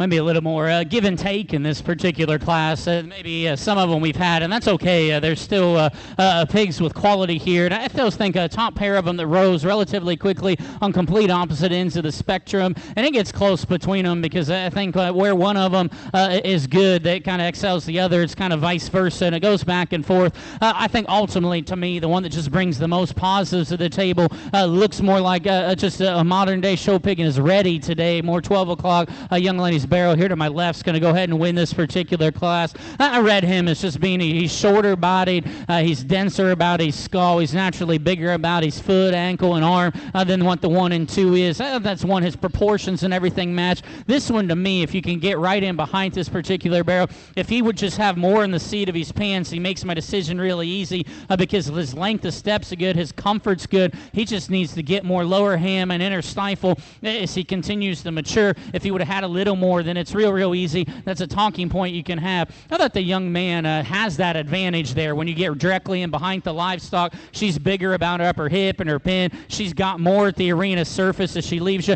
Almost maybe wants to hurt her a little when you come right at her. She maybe wants to cross up just a fuzz, gets a little softer there. And for me today, this gets some days, better days are ahead of her. It gets just a little longer bodied, a little flatter in relation, but she's got a ways to go. One that I was probably a little more critical on when she first came in, just from a first impression standpoint, could probably just darken her up, shine her up. But when we just kind of start to study them, I thought this one needed to slide up the line. Tall-shouldered, has kind of a neat petite head on her. She's got true squareness and shape of her back. I thought she was bolder-bodied and more secure in her step than the ones that are going to follow. Young lady's pig.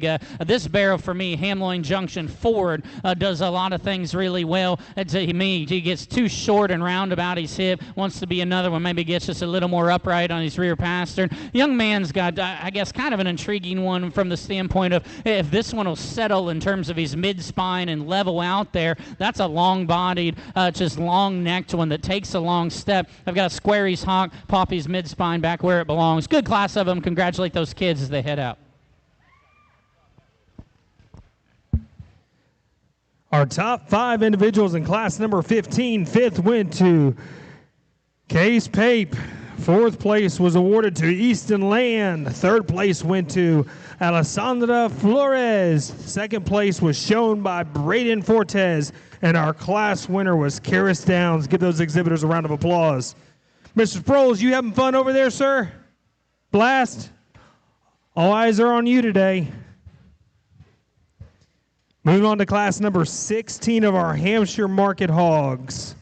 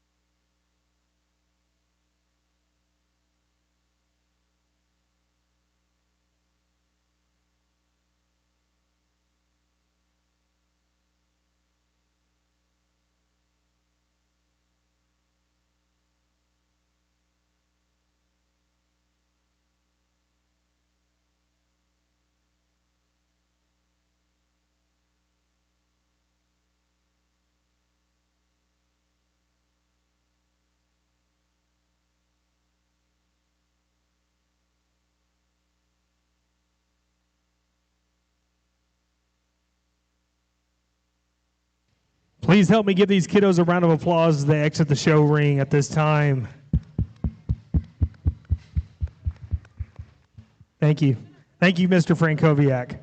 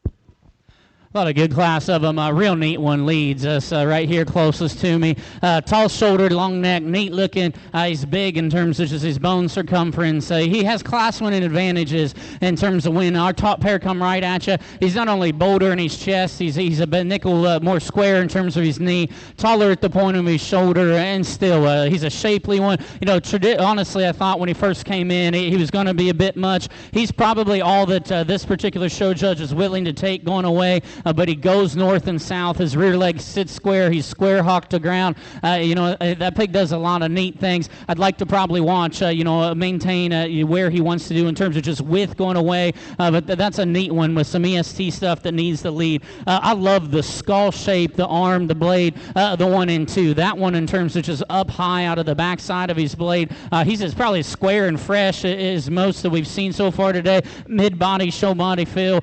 Very good. I thought when the livestock came right at you, he was the one that wanted to close a little more in his chest and his knee. He's the one that's maybe just a little more rigid in terms of just his step going away. But length of body, shape, hair, squareness up high, I thought that was a nice top pair of them to go ahead and lead. I thought from there you could have a little more discussion because I think you have to find that pair of them. And once you find that pair, you can do some different things. This one intrigues me long term.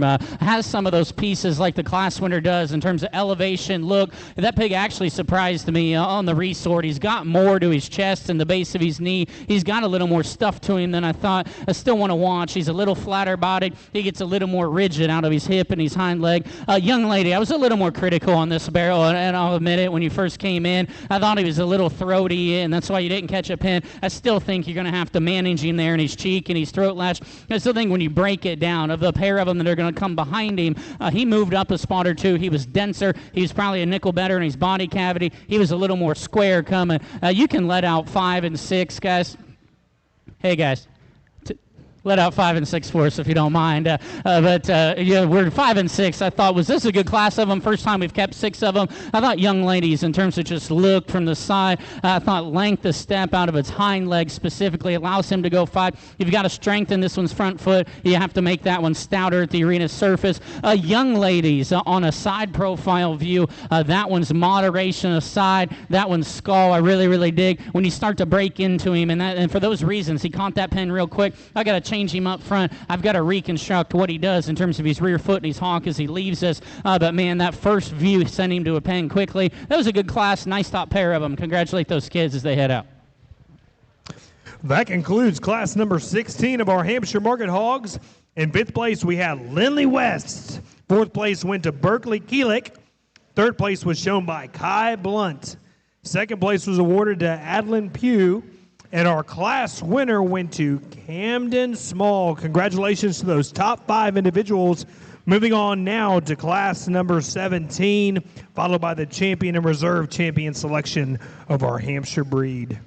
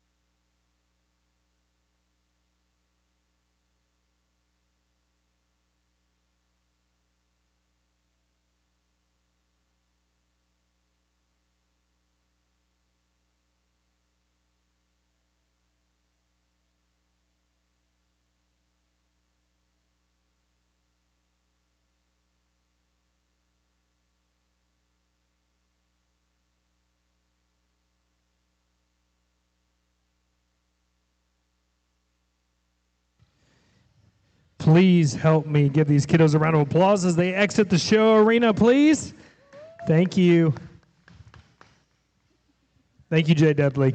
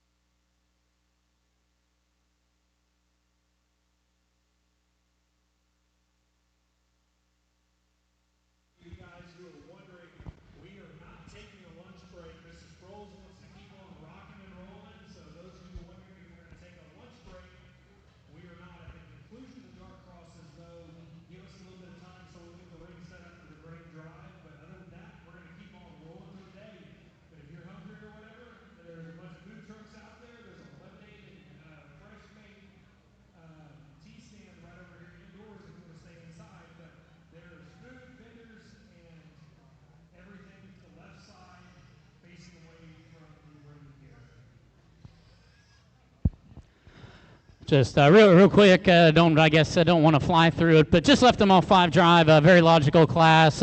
Young lady to my left here needs to win, does so relatively easily of this class. That's the stoutest one, he's the soundest one, he's got the most positives, just needs to win and does so relatively quickly. I think from there we can have a little bit more discussion. The one I'm most, my second favorite one's the young lady in the teal on the far side.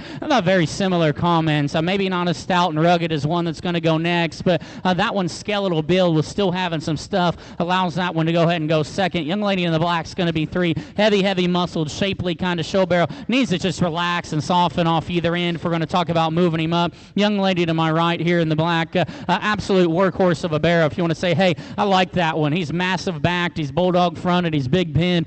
You can say those things. He's also the flattest in his front foot. He's the quickest in his maturity pattern. Young lady here in 5. Another one, Hamlin Junction Ford, tall shouldered, neat looking, has some hair working in him. I just need to lengthen that particular barrel's hip out if we're going to move him up. Good class of them. Congratulate those kids as they head out. Congratulations to our top 5 individuals in that last class. In 5th place, we had,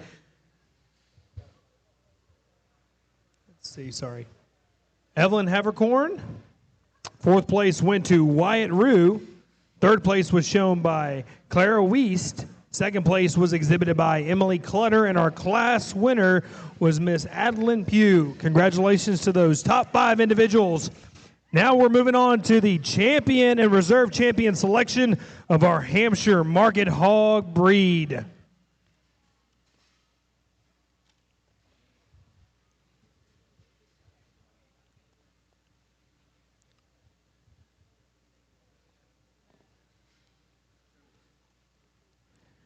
In this particular breed, we had 6 total classes here today, so appreciate all of our volunteers out here kind of getting everybody ready to rock and roll so Mr. Sproles can take a look at them, and what a deep breed on the day it has been today. It's been fun watching.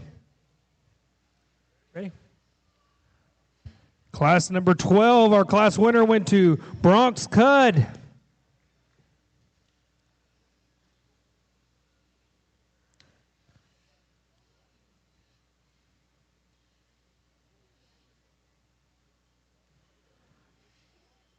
Class number 13 was shown by Joaquin Dudley.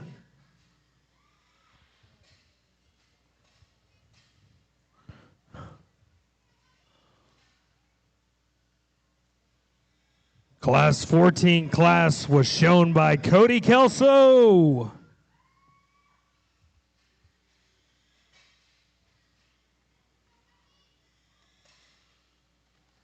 On the stick of Class 15, we had Karis Downs.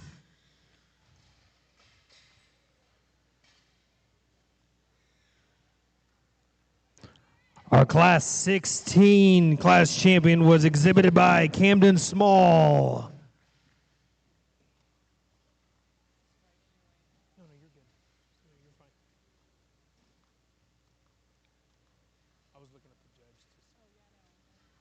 And rounding out our final class, Adeline Pugh.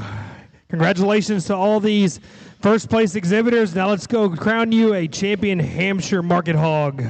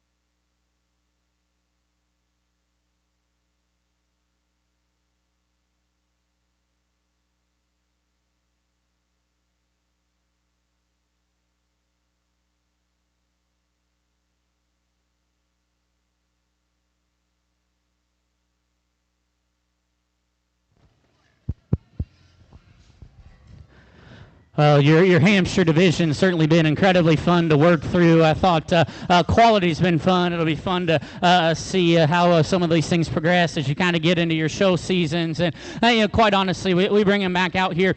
There was one of them that hit me incredibly hard in their particular class. I actually think they come back out here where I kind of wanted to critique them a little. They're actually maintaining themselves and driving and stepping even better. Wild-looking, stout-featured, shapely. I'm not going to beat him in this division. This young lady right here is your champion. Congratulations to her. Congratulations to our champion Hampshire, Camden Small, out of Class 16. Our second place was shown by Miss Adeline Pugh.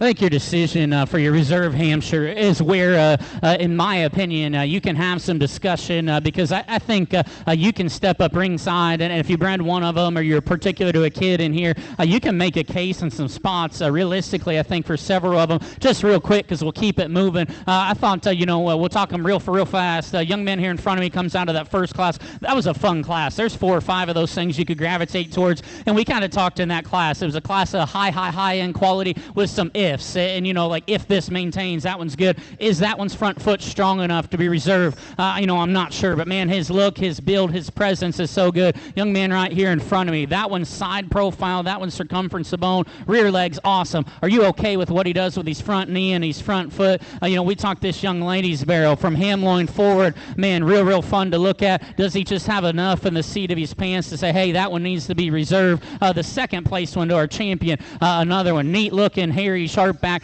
Are you okay with that one's knee? Is that one just hinged just quite long enough?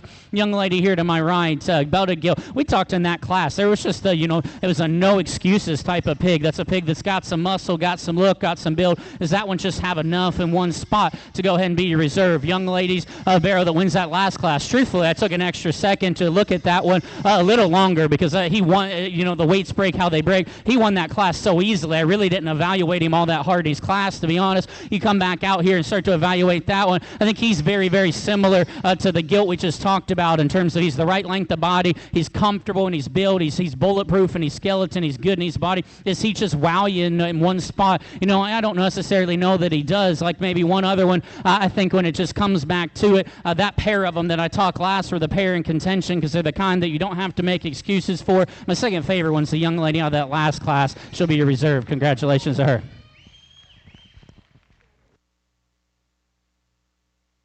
Congratulations to your reserve champion, Hampshire Market Hog, Miss Adeline Pugh. Now we're going to move on into our class number 18, which is our first class of Yorkshire Market Hogs.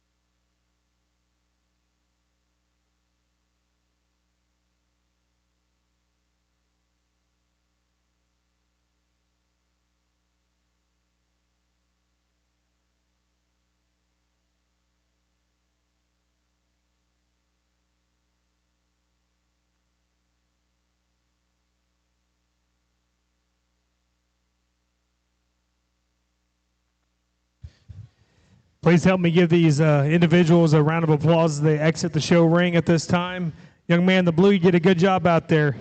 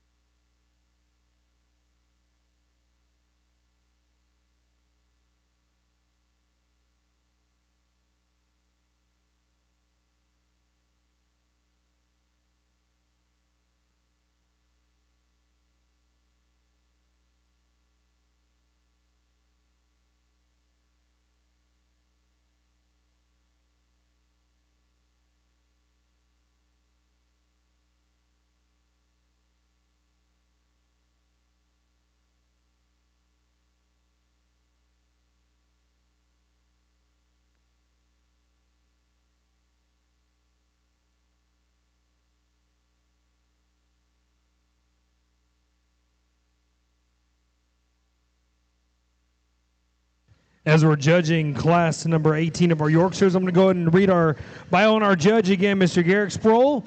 He is a graduate of Ohio State University with a bachelor's degree in animal science. He currently owns and operates G&S Swine, a 120-sow show pig operation, selling prospects year-round across the country, along with his wife, Abby, their 2 daughters, Sutton and Sawyer, his brother, Graydon, and his grandfather, Tom. He has judged shows at all levels across the United States for the past 13 years, including the Houston Livestock Show, Indiana State Fair, Indiana Youth Expo, Ohio State Fair, Pennsylvania Farm Show, Tennessee State Fair, Tulsa State Fair, and Arkansas State Fair, along with many others. Thank you, Mr. Sproul, for taking the time out of your weekend and coming down and judging this first annual SynCity Showdown here in Kerrville.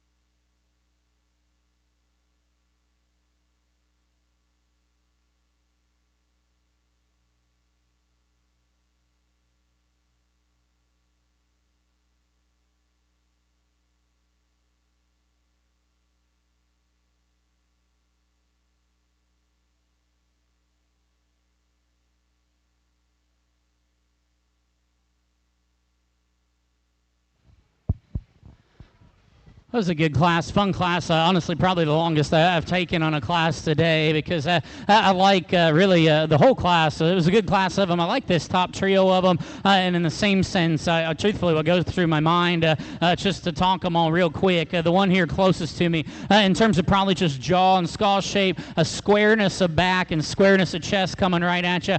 He's my kind all day long. In the same sense of the top trio, I think he's the shortest hip. He's the one that wants to shove his honk outside his body wall overall the most.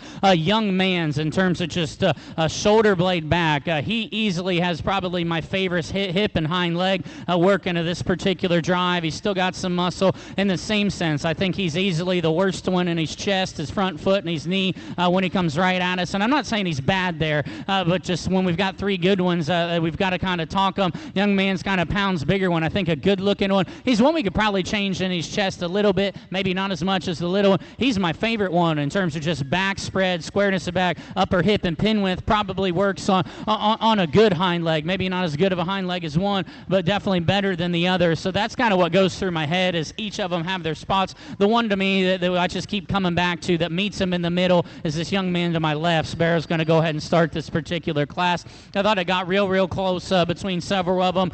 Ultimately, I'm going to go with the young man to my right to be 2, young lady in green to be 3, and of this was easily the closest trio of them I've sorted. If you want to say, hey, I'm okay with that one's length of hip, he can win the class. If you want to say, hey, I'm okay with that one's front knee, he can win the class. I just call them as I saw them and preferred them. That's a fun top trio of them. My compliments to those kids. I thought Young Ladies does really a lot of nice things on a side profile, tall-shouldered, long neck. Simply put, there's just not as much to that particular pig as what our top trio had. He needs to open in terms of his chest and base width. You can kind of go ahead and drop out 5 and 6 there. I thought a pair of them that were closer as well. Honestly, I thought a very similar pair of them, maybe a little more moderate in terms of their type and kind. Neither one of them were maybe just as elevated or as attractive up front. It is what the top 4 were. Ultimately, because they're so similar, our youngest young lady slid into 5th because that one's just so much burlier and stouter in terms of density. Young lady that rounds out the class does a great job in terms of skin and hair presentation. I just thought of the shorter fronted ones, that was also the frailest one in the same sense. That's a stout skull with a square back, a big upper hip, square made. That was a good class of them, a fun class, challenging class. So let's put your hands together and congratulate those kids. Congratulations to our first class of Yorkshire Market Hogs, class number 18. Our top 5 in that class, 5th went to Sloan Liston. 4th was shown by Shelby Pample. 3rd was exhibited by Samantha Hamilton. 2nd was shown by Joaquin Dudley. And our class winner of our first Yorkshire class was shown by Braden Fortes. Moving on now to class number 19, our last and final class of Yorkshire Market Hogs, followed by the champion and reserve champion selection of our Yorkshire breed here today at the SynCity Showdown.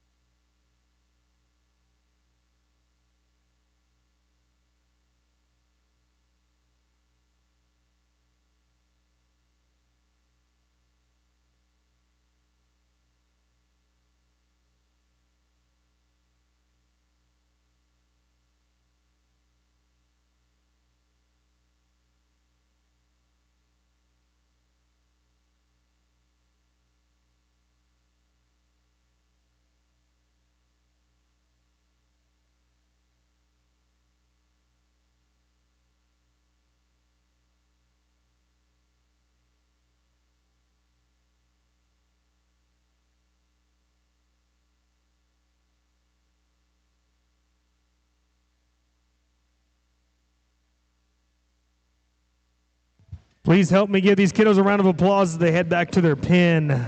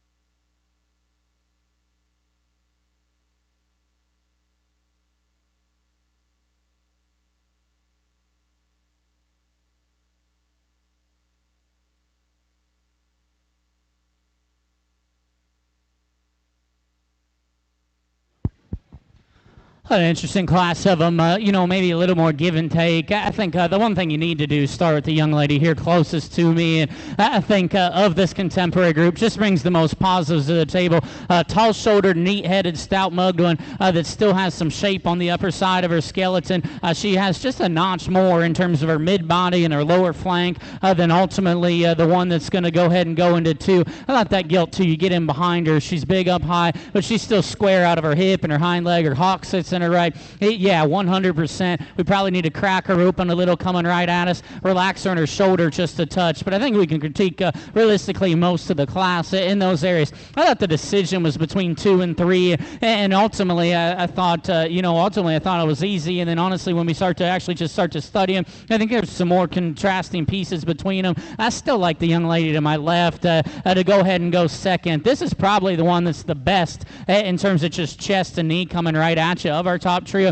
I thought in the same sense, in comparison to the class winner, maybe just wasn't quite as elevated at the point of her shoulder. She was certainly the drier, kind of harder or flatter one in terms of her mid-body, but I love her skull shape. Her chest coming right at you is good.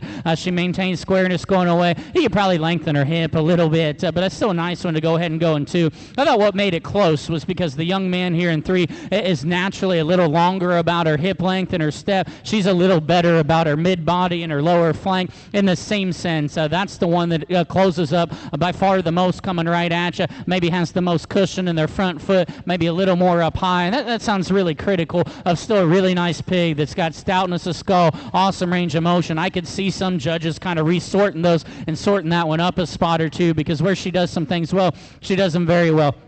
I thought one, honestly, we kind of talked earlier in the day about kind of like being in a teenage phase, and I think that kind of fits with this young man's guilt coming out because in terms of length of hip, circumference of rear bone, squareness of hind leg, I love that view going away. She's got a stout mug on her, and in the same sense, she's kind of in that phase. She's a little longer body, maybe just doesn't blend proportion quite as well. Another one too, kind of, and it's a class and it's a Yorkshire thing or white thing.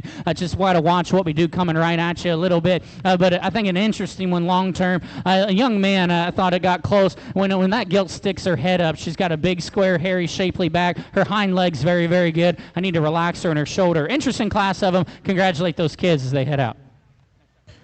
Congratulations to our top 5 individuals in class number 19, our final class of Yorkshires.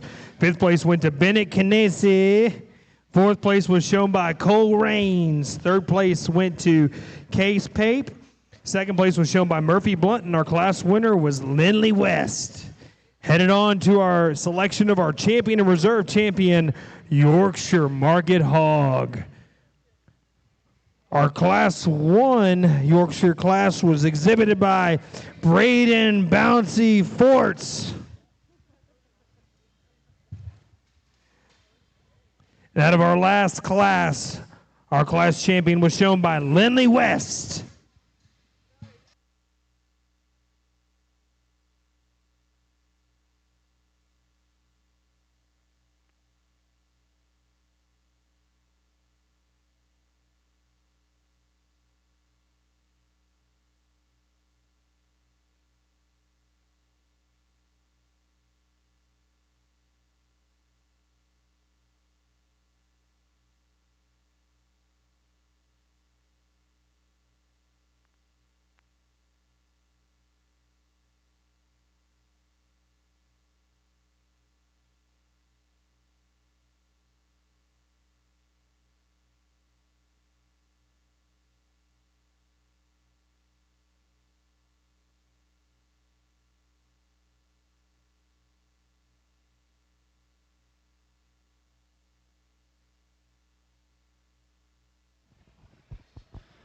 Well, a smaller division of them, but still a division that brings quality. And a pair of class winners that I like really well, that just bring lots of positives to the table. You know, we kind of talked to each of them in their individual classes where we probably need to just tweak and change them just to say, hey, we're going to pound our fist on the table, and that one has to win, and we're not going to talk about it. And I think those positives I talked about them still ring true. I still think some of the critiques about them ring true. Ultimately, I think when you just bring them back out here, it's close because one of them's more elevated, one of them's probably a little sleeker, just about their length and neck, and you know that same one's probably just a little stouter about their jawline. In the same sense, the other one's probably just better in terms of their mid-body, in terms of their depth of flank, in terms of probably their length of side. That one maybe was the one that maybe gets just a little rounder, just as they want to go, maybe just a little coarser in their joint work. So I think it gets real close between a pair of them, and you could probably talk yourself in and out of each of them. The one I keep coming back to is this young lady right here closest to me. You have your champion. Congratulations to her. Congratulations to Lindley West with your champion Yorkshire Market Hog, now exhibiting Murphy Blunt.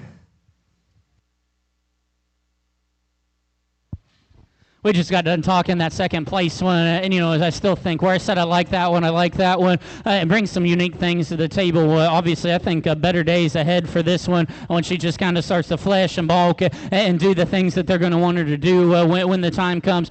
Today, I think it's still close, but one of them just has so many more advantages in terms of being show ready, in terms of cage body, depth of flank, still the right length of side. This young man to my right will have you reserved. Congratulations to him. Congratulations to Braden Forts with your reserve champion, Yorkshire Market Hog. Now moving on to our first class of light crossbreds, class number 20. Here we go.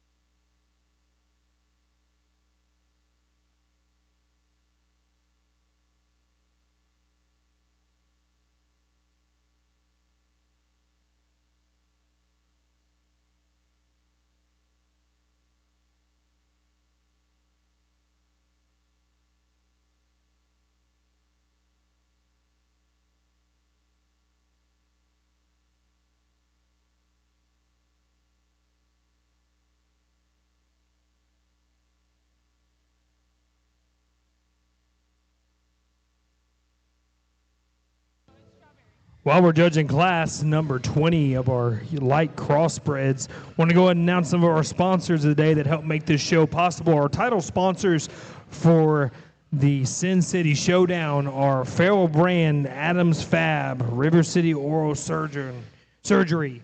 Premium sponsors were Double L Feeds, Lintner Feeds, Maxcom Securities Incorporated, Texas Pork Producers, and TTF Nutrition. Thank you to these sponsors and helping support these kiddos out here today at the SynCity Showdown.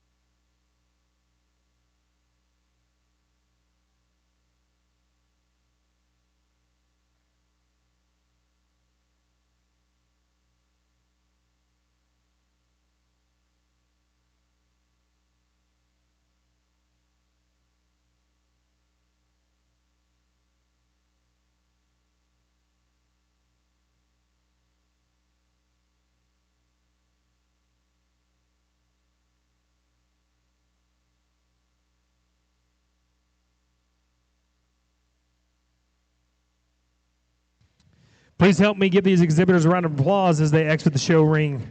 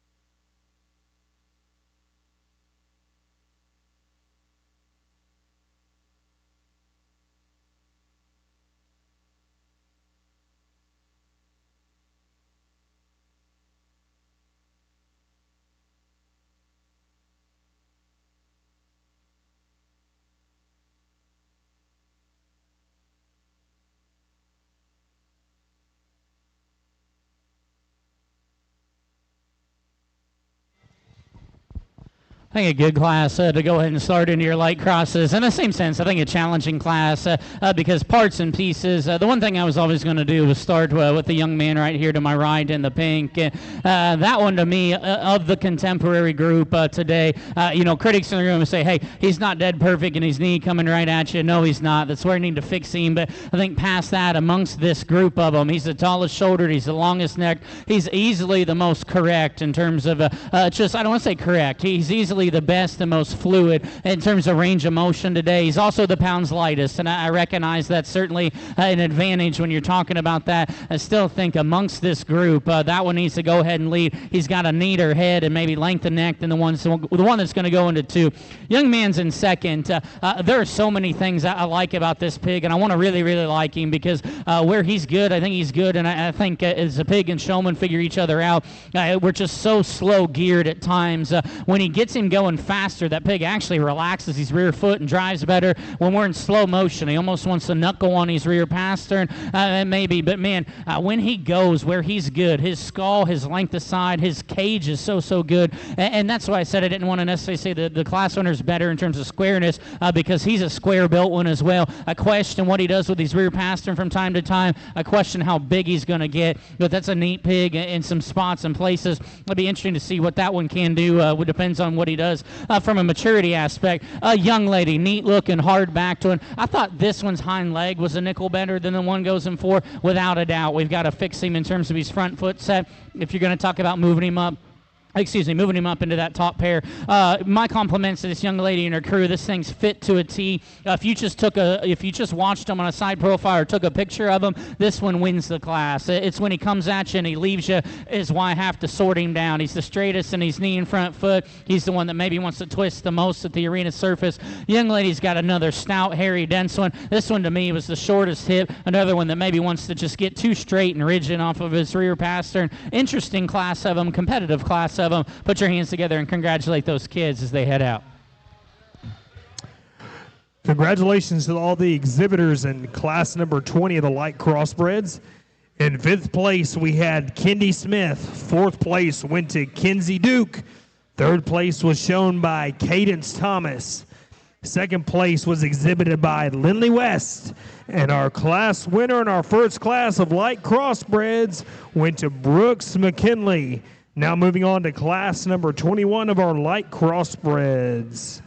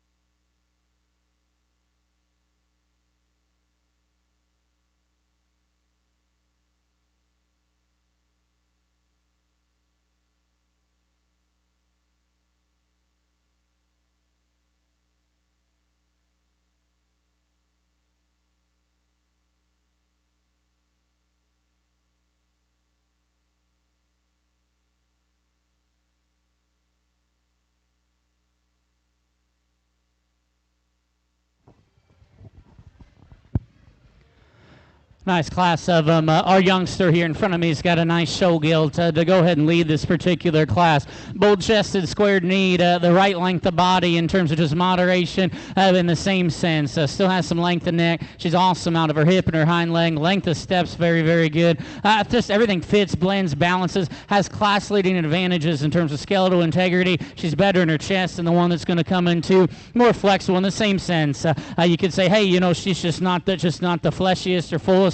To me, she's exactly where she needs to be for one that size of maturity pattern.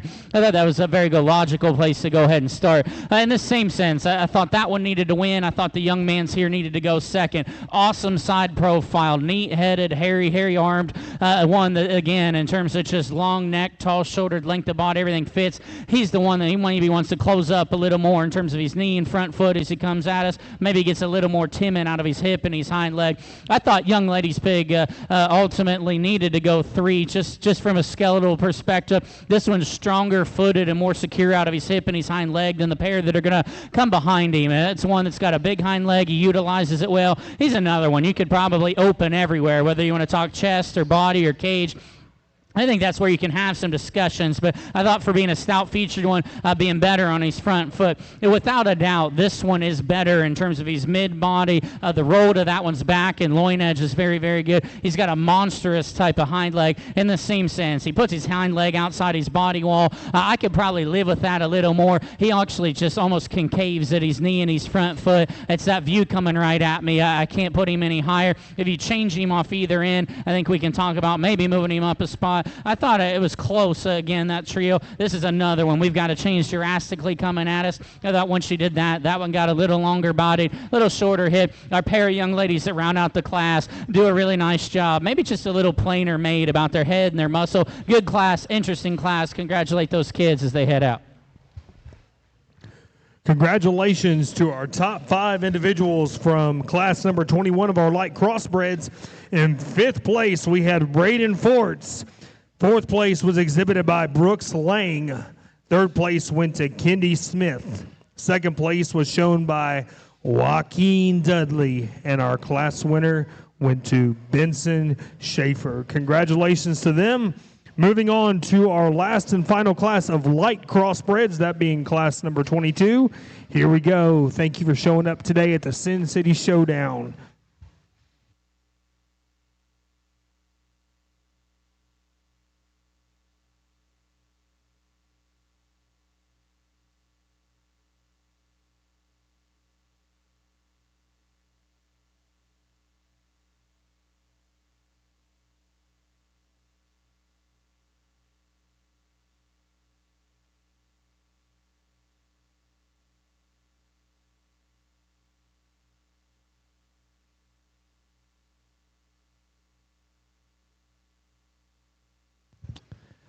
While we're judging this class, I'm going to go and name out some more sponsors that help make this show possible. Our classic sponsors were 4R Stitching Company, Blue Bonnet Jeep, CNC Show Pigs, McCormick Show Pigs, Livestock, Producers Co-op, Sanders Show Pigs, Schweck Genetics, Sharpshooter Genetics, and Trek Outfitters. Thank you to all those sponsors who helped make this show possible. We'll be reading more out as the day goes on today. Thank you.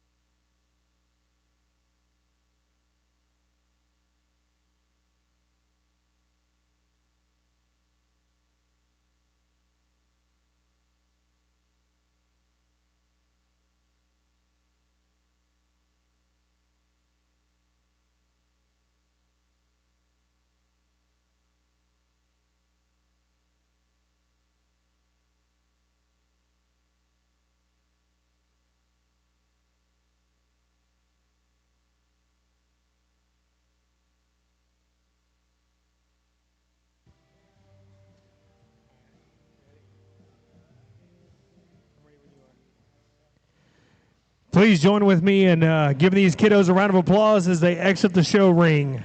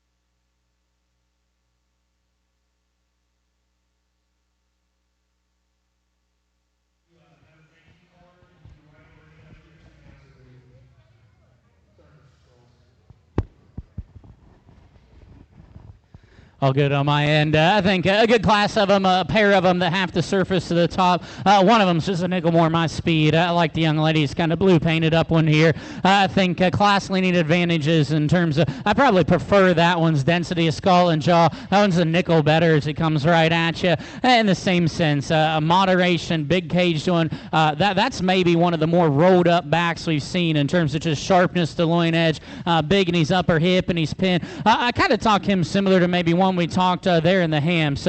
When she gets him collected and going, everything goes north and south the way it's supposed to. I think when they get a little out of rhythm, he maybe wants to go east and west a little more than ideal. And, you know, I think that's a talking point because if you just watch at the arena surface, even when he does that, his rear toes still hit dead square. I think it's kind of just one of those things when they're in rhythm, he doesn't do it. When they get a little off, he does. And I honestly think the 1 and 2 does a very similar thing out of their hip and their hind leg with a slightly shorter hip. That's another one that's square back, shapely, a tall shouldered one. I love that one's shoulder blade angle. I thought that one was maybe just a little plainer, just right through his jaw and his cheek. He's stout skull, but we're talking on the lower side of the jaw. I didn't think that one was maybe just quite as good in his front foot set. I thought that was a nice pair that had to go 1 and 2 real quickly. I thought young ladies, if you change this one's front foot, we can talk about, maybe it being a little closer because stout mug, rolled up back, still a little plainer about this one's look up front, but shapely, well-driven. Young lady does an awesome job. I think just a nice, big kind of gilt if you get a little more muscle and shape into this particular one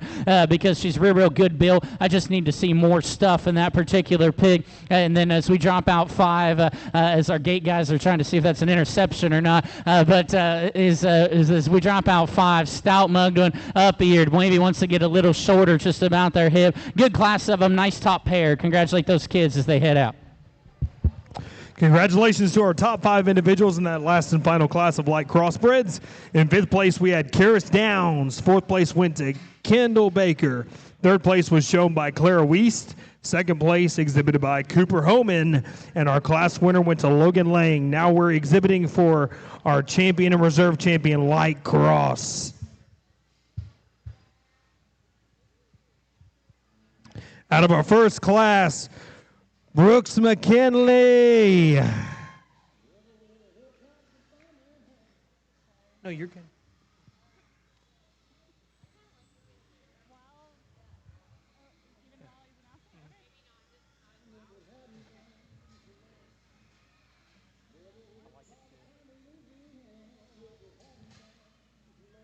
Class number 21, Benson Schaefer.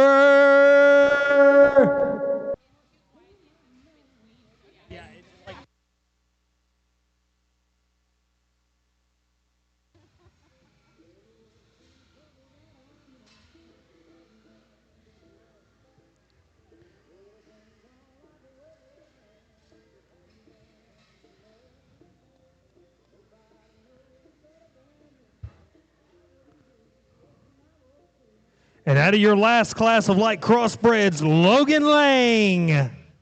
Good luck to all these exhibitors showing for our light crossbred champion and reserve champion.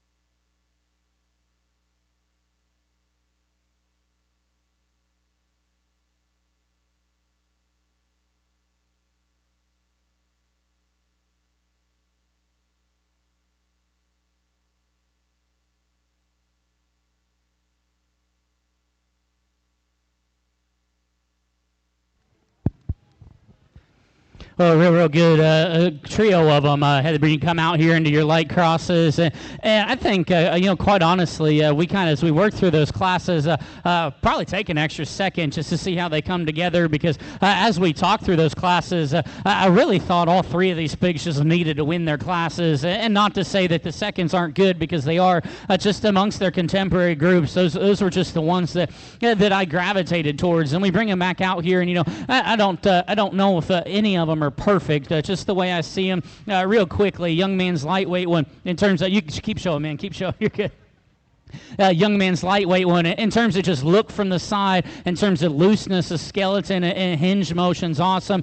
He's obviously the lightest pounds one, and that's fine. It's never really bothered me. I'm curious and questioning him just a little bit on his front foot set and kind of what he's going to do with his knee moving forward, but man, he's neat looking. Young man's that wins that second class, the blue gill, one that was just square coming and going, and I thought logically just won that class relatively easily. And I think just in terms of squareness, in terms of comfort level, I think, you bring her back out here. Is she just deep enough in her flank? Does she open up quite enough in terms of the outside or the backside of her blade? I called her right for a mature pattern in class, and I think you kind of bring it back out. She maybe looks just a little flatter and drier in relation to the pair of them on either side of her. Young ladies out of that last class, that view right there is killer good in terms of skull, forearm, blade shape. That one's rib cage and mid body so good. Spread and roll up highs real good. I kind of said in class, every once in a while when they get off kilter, everything lands square, still just kind of wants to go just a little more east and west than I would deem ideal. So I think it gets close between all three of them. I'd be happy to drive or let my daughter drive any of them. Good set of them. The one I keep coming back to that just has the most, just in terms of roll shape, very similar to what we talked to the Hampshire Drive. I actually think handles himself better when they come back out. This young lady here to my right's heavyweight will be your champion. Congratulations to her. Congratulations to Logan Lang with our champion light crossbred. Now coming out is Cooper Homan.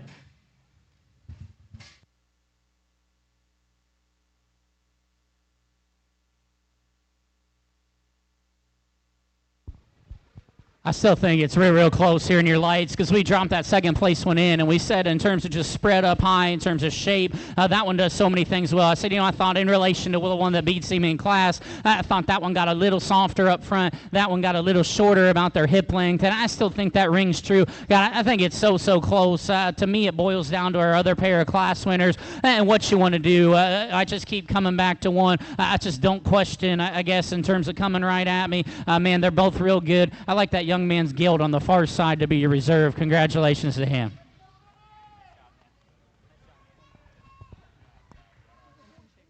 Congratulations to Benson Schaefer with your reserve champion light crossbred.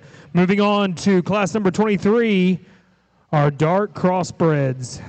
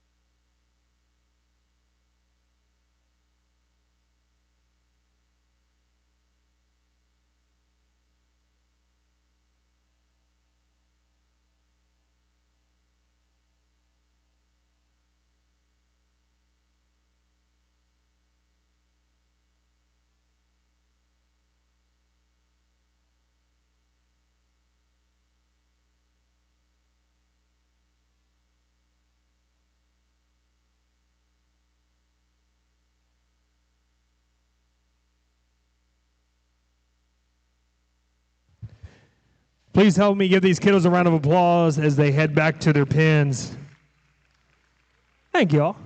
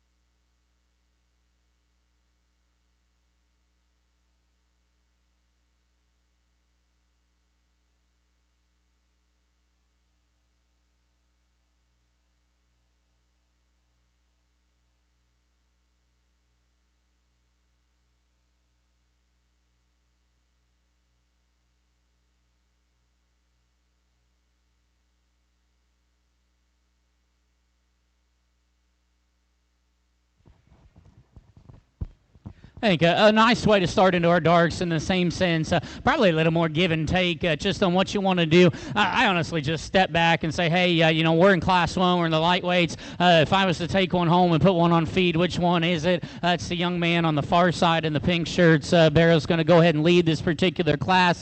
Not here to convince anyone. That one's 12 o'clock or show ready or probably as full as he should be. I just step back and say, hey, he's stout-mugged, he's tall-shouldered, and when that young man gets him rolling, he's got a neat look. He's probably denser featured than the one that's going to go in 2.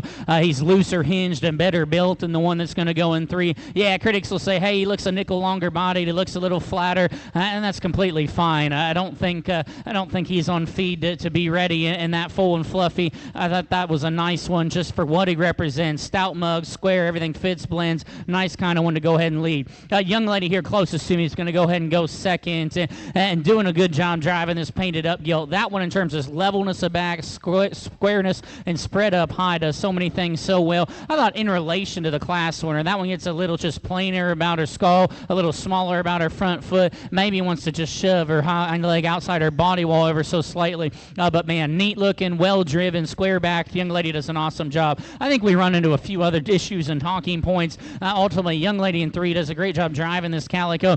Moderate bodied, big backed, gets too round out of his hip, gets too short off either end. Very similar similar comments for the young man in 4. I thought that was a similar pair of them. I thought the young ladies was just a nickel better in terms of relaxation of blade, length of neck. Young man's drove a real good set of pigs. I just need to lengthen that one off of both ends of its skeleton. Very similar comments. Young ladies here just wants to be a little rounder, more pinched up and rolled up. I thought that one was the one that got most restricted out of his rear hock and just his rear pastor. And good class of them. Congratulate those kids as they head out. Congratulations to all those kiddos in our first class of dark crossbreds. What a good way to start the darks. In 5th place, it was shown by Berkeley Keelick. 4th place was shown by Braden Forts. 3rd place was exhibited by Landry McQueen. 2nd place by Lily McKillip.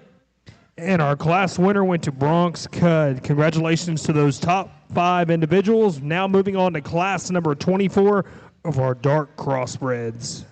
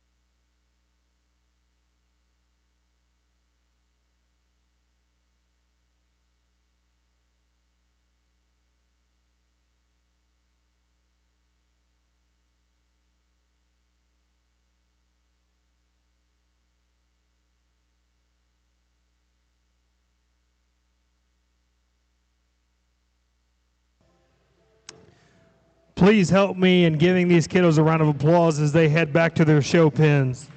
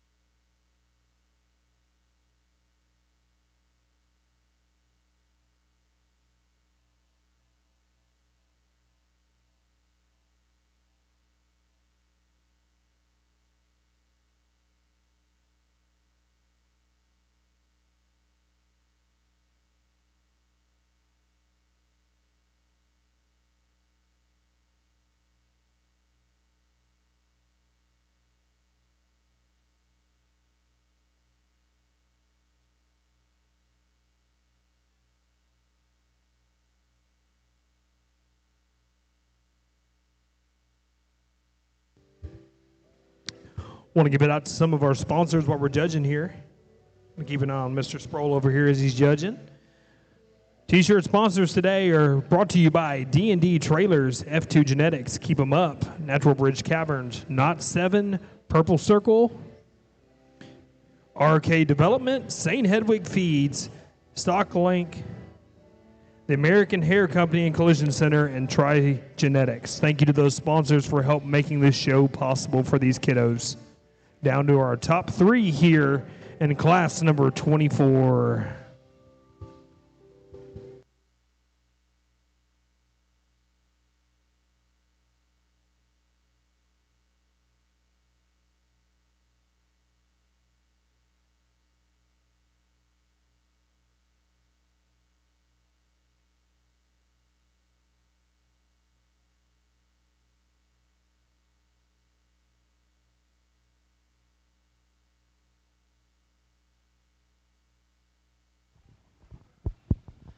Oh, this is a really good class, a really fun class of them. I think this top trio is the top trio, and I don't think you can argue that they're not the top 3 in my opinion. I think they're all 3 real good in their own rights.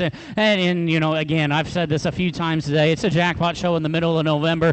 Things are going to change. Pigs will get sick. Pigs will do what they're supposed to do. Pigs won't. It happens. But I'd be happy to feed any of these 3, and I'd be excited if they're in your barn because I don't know. We got maybe. Just visually, it looks like maybe a bigger weight break, if you will, which is fine. But 3 of them that I think are very, very high quality in their own right.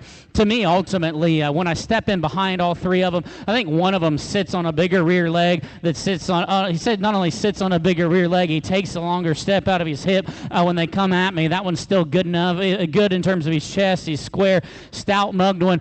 Quite honestly, I just had to sit back and say, hey, no offense and not to be mean, he's the worst presented one from a skin and hair standpoint, but when I think you break them down, the young man on the far side needs to win this particular class.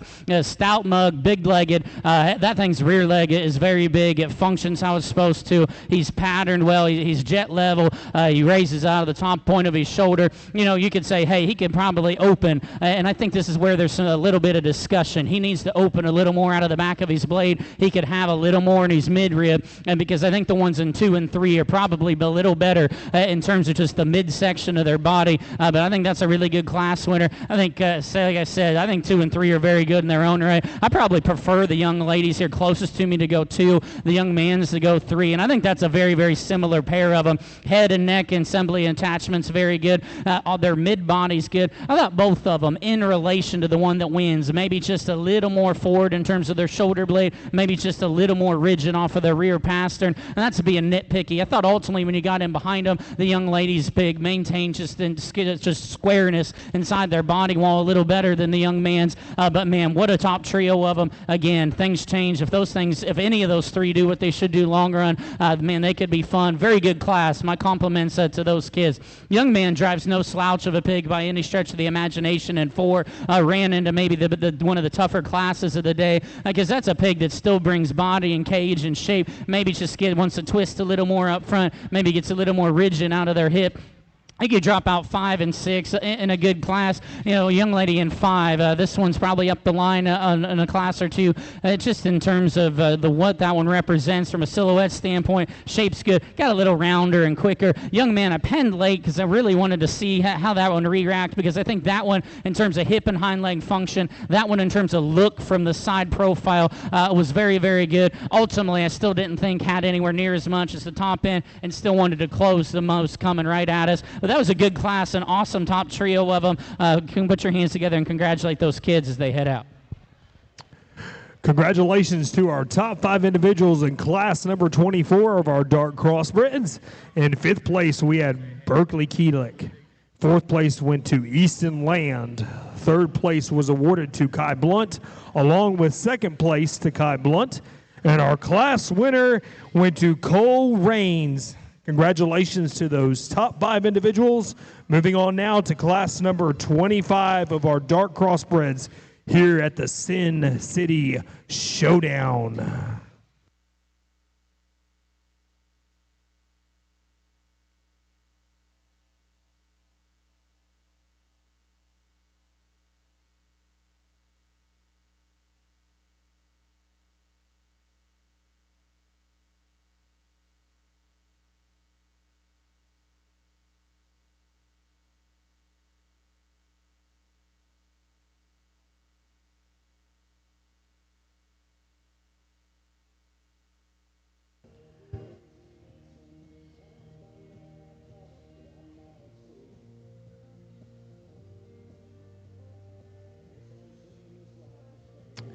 As we're judging this class, I'm going to read off some of our ring sponsors here today who help make this show possible. 4F Livestock, Barrett Aviation, Champion's Choice, Creative Awards, Cud Farms, Diamond W Services, Havoc Controls, Lackey Livestock, Laney Vet Services, LHR Livestock, MLM Services, Dakota Livestock, and The Sift. Thank you to our ring sponsors here today at the SynCity Showdown. Along with our title sponsor that made this show possible, we have Farrell Brand, Adams Fab, and River City Oral Surgery. Thank you to those sponsors as well.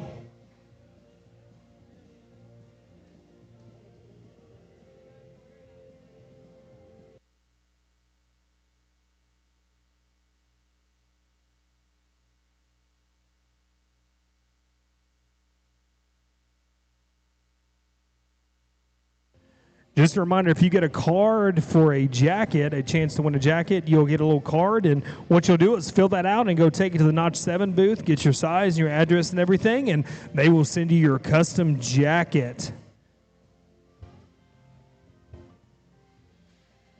Along with, if you win a belt buckle and have a thank you card to write, once you complete that thank you card, bring it up here to the announcer's booth up here, and we'll take it from you.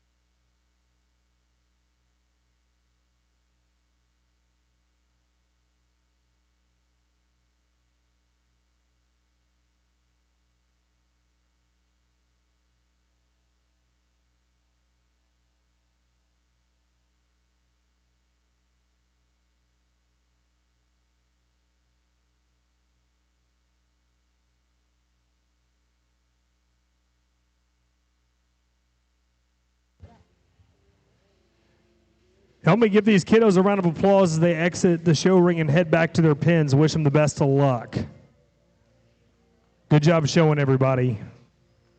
Down to our top part of this class, and class number 25 of our dark crossbreds.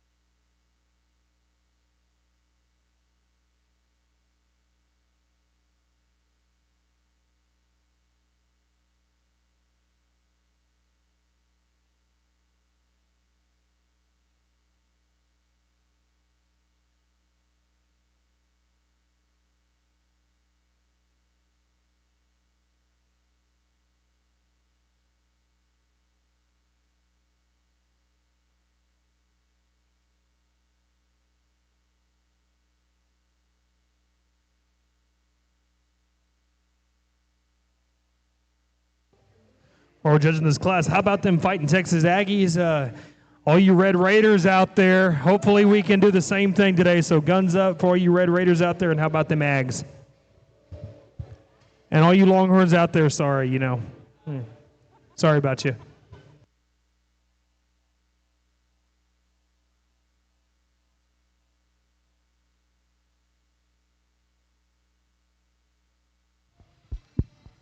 Like a good class of them. I thought a logical pair of them that needed to surface, and I think it gets close between this pair of them. A little more probably just give and take. If you got one of them that's probably just a little sharper about their neck, one of them that's a little sharper about their neck, is probably just a little sturdier on their front foot in the same sense. Probably gets a little shorter about their hip, maybe doesn't blend their ham loin quite as well. You got another one that's probably just a nickel better in terms of hip length, length of step, or circumference of bone that maybe wants to just have a little more cushion up front. Maybe it's just a little thicker through their neck, and they've got kind of a sword in terms of skull shape as well. So it's a pair of them that goes back and forth. I think it's real close. I like the young man to my right to be first, young lady to my left to be second. I ultimately thought the class winner is denser in terms of foot, ankle, arm, and blade shape. That same one's a nickel longer about his hip length, blends his ham loin better. It comes at you with a shot more chest. In the same sense, I'd like to pick his front foot up a nickel. I'd like to trim him up. The neat looking one in terms of just trimness is the young ladies that goes second. That's a shapely one up high. That's another one I think it maintains probably front foot strength a nickel better. I don't think he comes at you quite as wide. He's maybe just a little rounder and needs filled in just a notch more as he goes away. He's still got a sale tag in, so probably hasn't been on an individual ration all that long either. But I thought a nice top pair of them, a close top pair of them. I thought 3, 4, and 5 are relatively logical in my mind. Stout, scald, square, shapely back to him. Probably just gets a little rounder, gets a little plainer bodied, or maybe just gets a little tighter off either end. Young lady's got a really, really comfortably made good square calico barrel. I thought in relation to the trio ahead, he's so well built and comfortable. We got to trim him up. We got to get more true Ross shape into him. Young lady, tall-shouldered type of gilt when she comes out, not as dense in her feature, and for not being as dense featured, one is the one that probably we question the most maybe in terms of rear foot squareness, but she's got a neat look and a bunch of shape. Nice class, a good top pair of them. Congratulate those kids as they head out. Congratulations to our top 5 individuals in class number 25 of our dark crossbreds. In 5th place, we had Emily Clutter. 4th place went to Sarah Acrylic. 3rd place was shown by Clara Wiest. 2nd place was exhibited by Adeline Pugh, and our class winner was Cooper Small. Congratulations, y'all.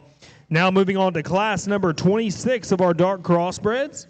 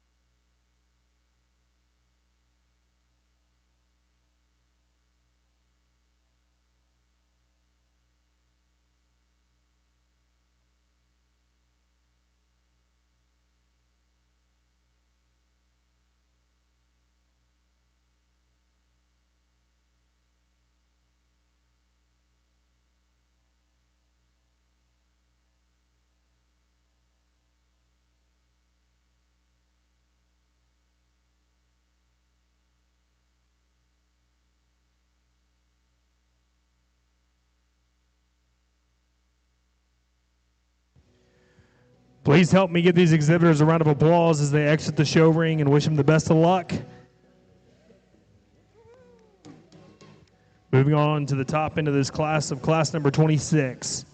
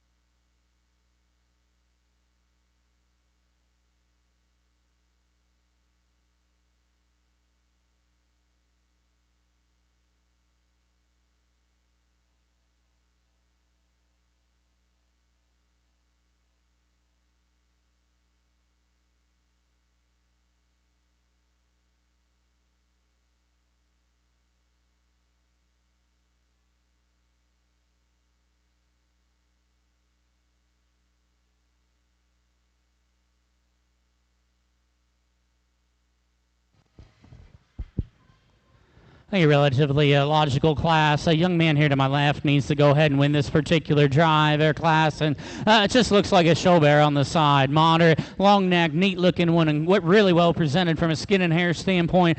He's simply put, he's the most attractive one. That's the best in his mid body. He's still the most comfortable one. Needs to go ahead and start this particular class. I thought 2 and 3 got a little closer. Young lady's belted bear on the far side is going to go ahead and go 2.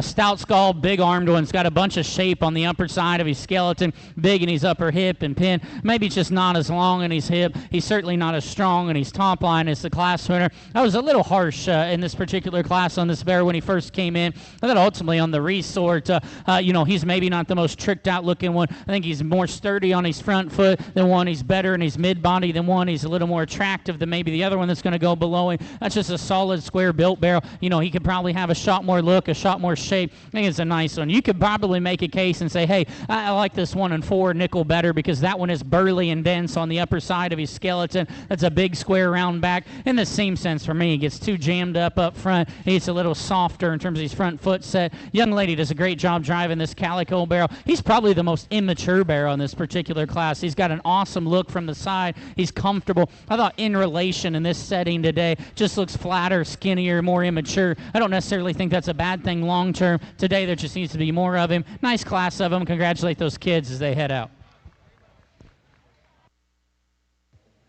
That concludes class number 26 of our dark crossbreds. Top 5 individuals as read. Alessandra Flores was in 5th. 4th place went to Addie Fee.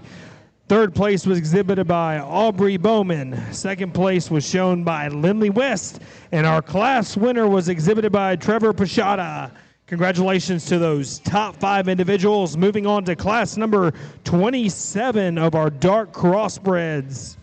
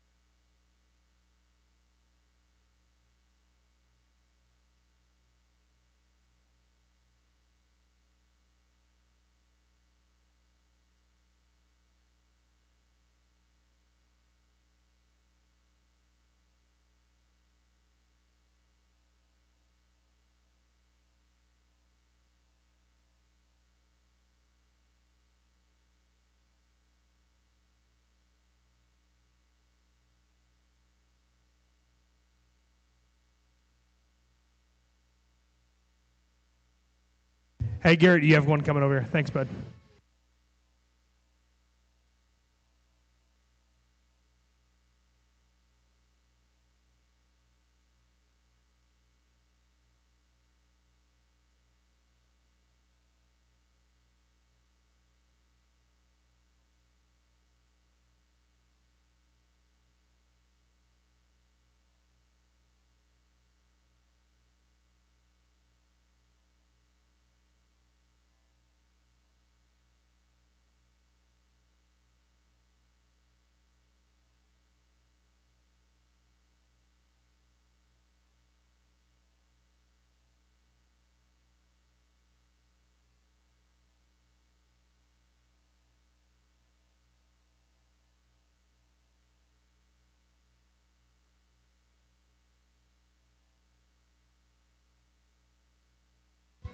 Give these exhibitors a round of applause as they exit the show ring.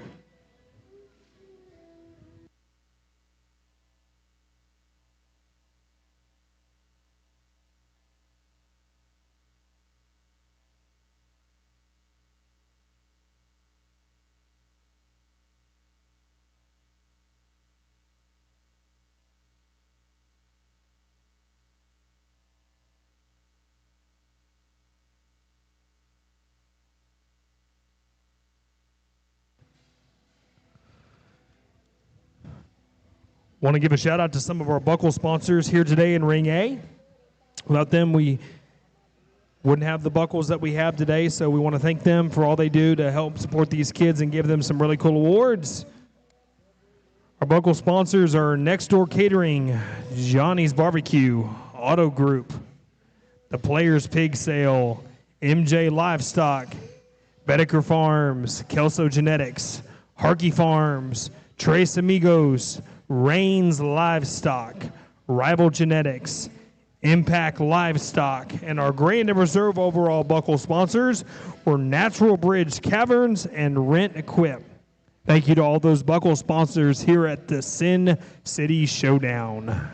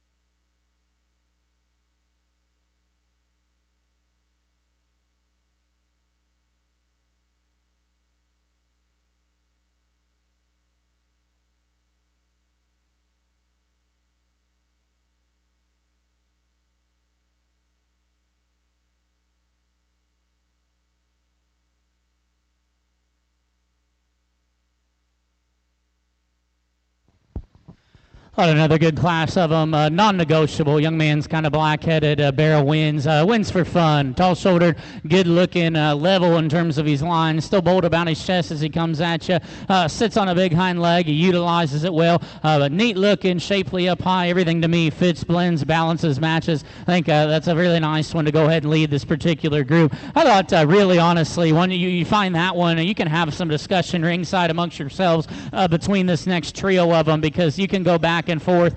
They can kind of trade off, vice versa in some spots. I keep coming back to the young man's barrel over there on the far side in terms of just the one that just combines the most positives. It's a barrel that's still got some shape on the upper side of his skeleton. He's square off of both ends. I thought it wasn't just as dense in terms of his skull shape and jawline as that class winner. Maybe gets a little rounder in terms of his muscle pattern. Young man drives kind of an interesting one. See what they do from Hamlin Junction forward. That's an alert-headed one that's still square square-chested, really rolled up and hard-backed.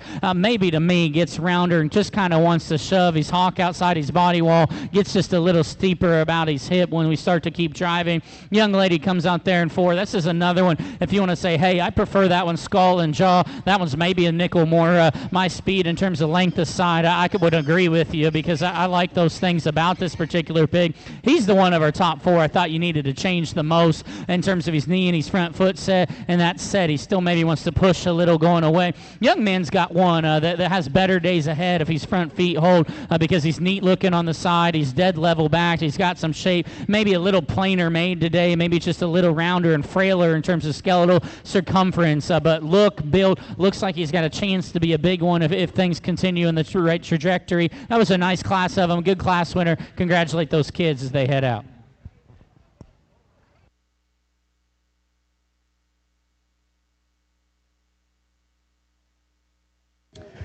Congratulations to the top 5 individuals in class number 27 of our dark crossbreds. In 5th place, we had John Hernandez. 4th place was shown by Easley Land. 3rd place was exhibited by Davis Lang. 2nd place to Squirrel Sesame. And our class winner in class number 27 of our dark crossbreds went to Jake Duke. We are now exhibiting class number 28 dark crossbreds. One more class of dark crossbreds after this class, ladies and gentlemen.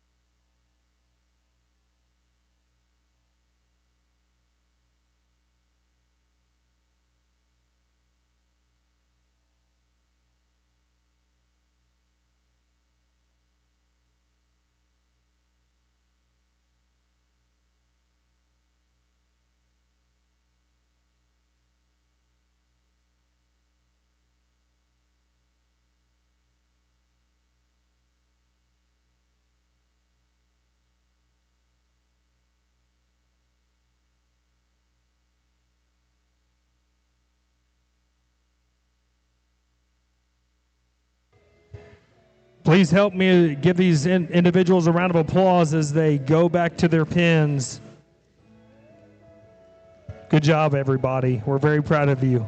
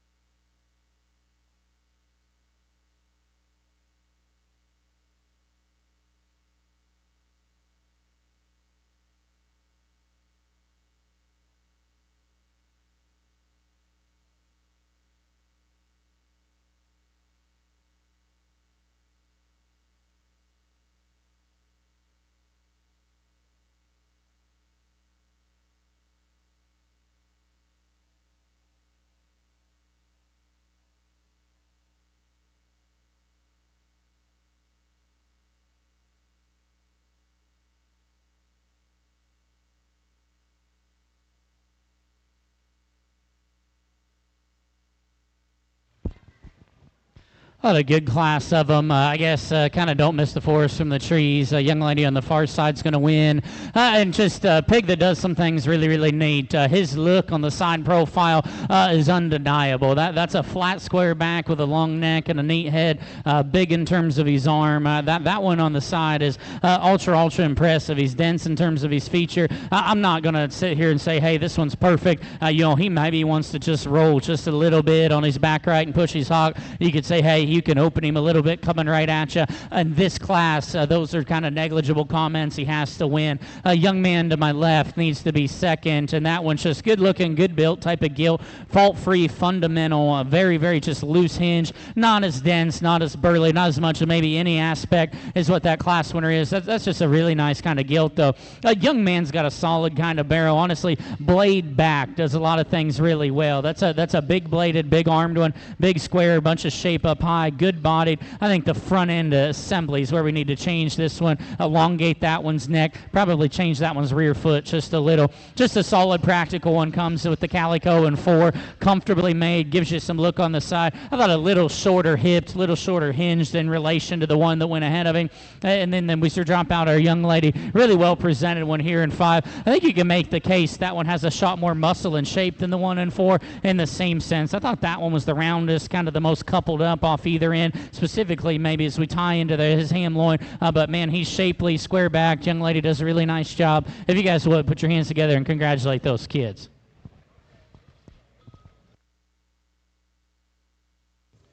Congratulations to our top 5 individuals from class number 28 of our dark crossbred market hogs. In 5th place, we had Casey Hawkins. 4th place went to Case Pape. 3rd place was shown by Carter Menard. 2nd place went to John Hernandez. And our class winner in class 28 was exhibited by Camden Small. Now moving on to our last and final class of dark crossbreds.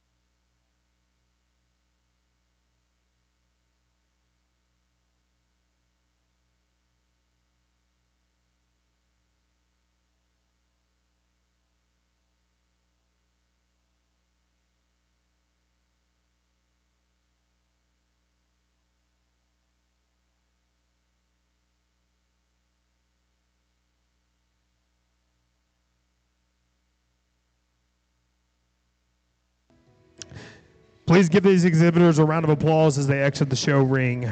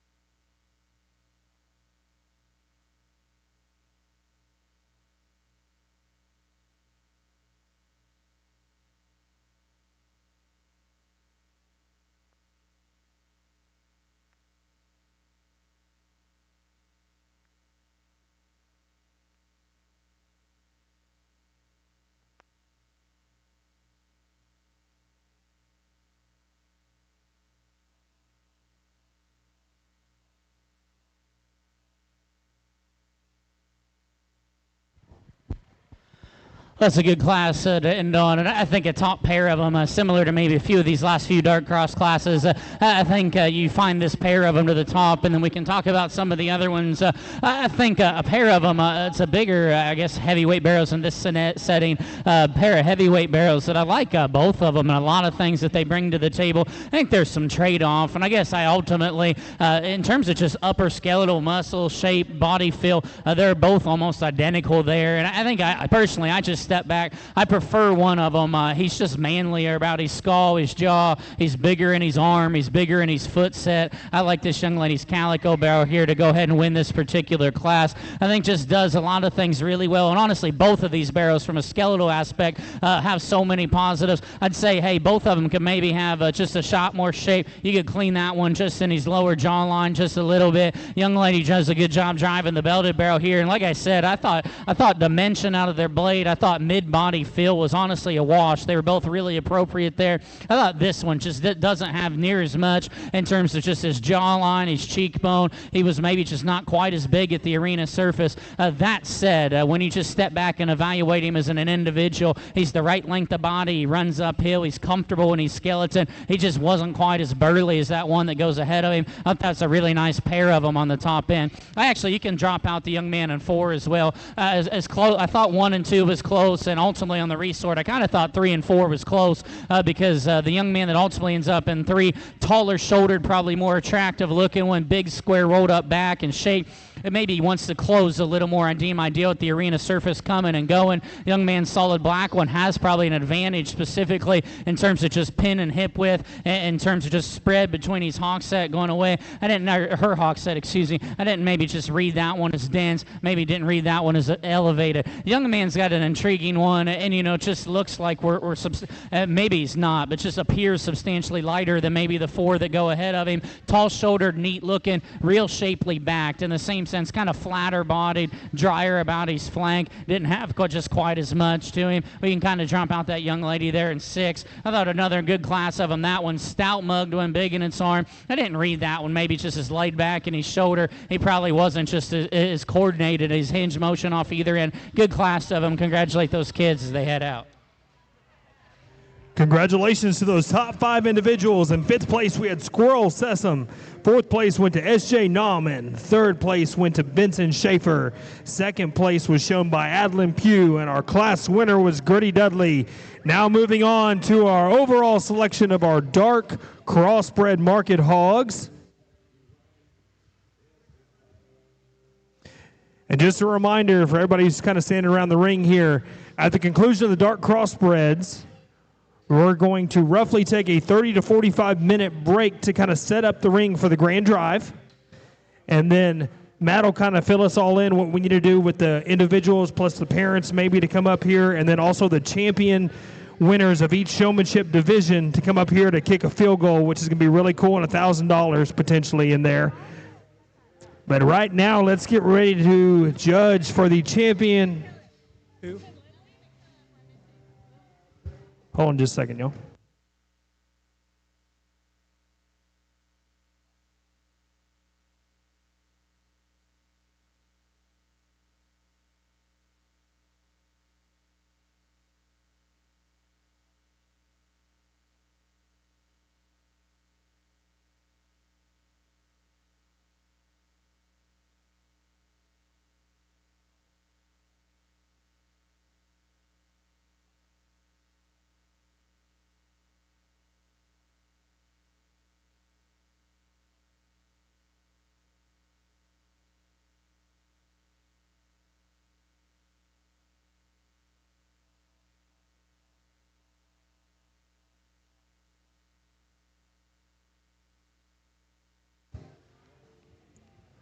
All right, everybody, let's...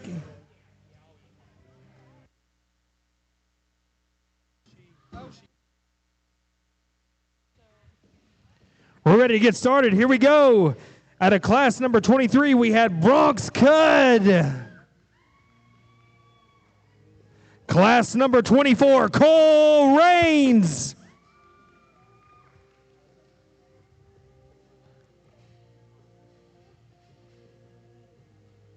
Out of class 25, Cooper Small.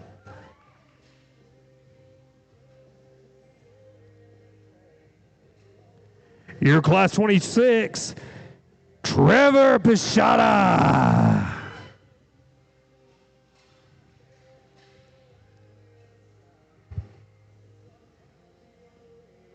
Dark crossbred out of Class 27, Jake Duke.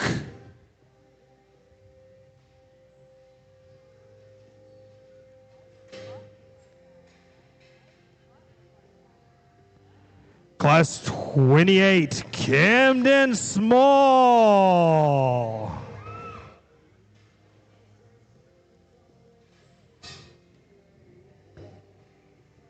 And rounding out your final class, Gertie Dudley. Here we go, folks. Your champion and reserve champion, Dark crossbred.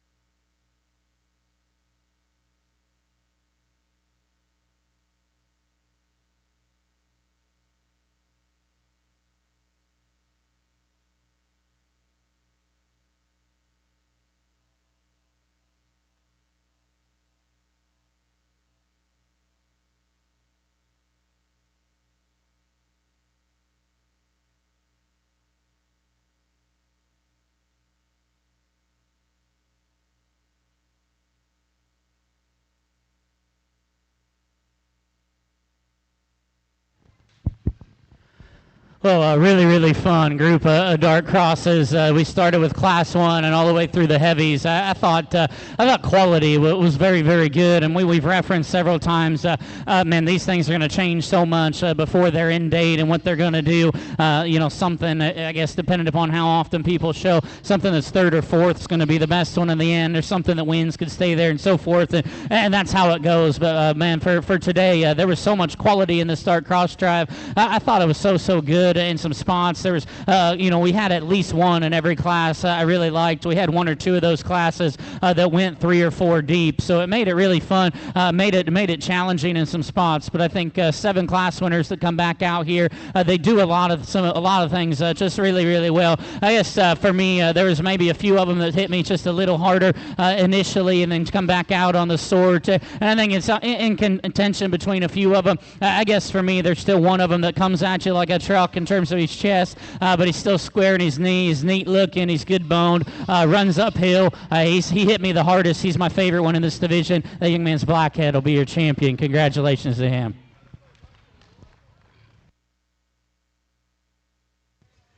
Congratulations to Jake Duke. Now coming out is Squirrel Sesame. We are now judging for the reserve dark crossbred.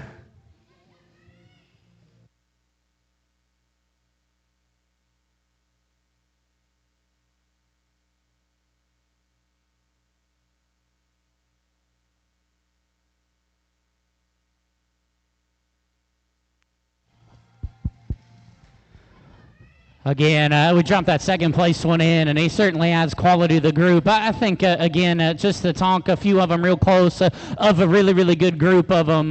We have, just parts and pieces we can talk and discuss. I thought the young lady that wins the last class, in terms of just being a burly, bigger one in this setting, dense skull, comfortable in his skeleton, and still good in his body. Is he just good enough looking? Does he have just enough shape as maybe a few of them? That's a really, really neat kind of pig. The young lady's wild-looking, intact one in the center of the ring. He's obviously still intact, and maybe for some reason we got to talk that one in terms of just look on the side profile.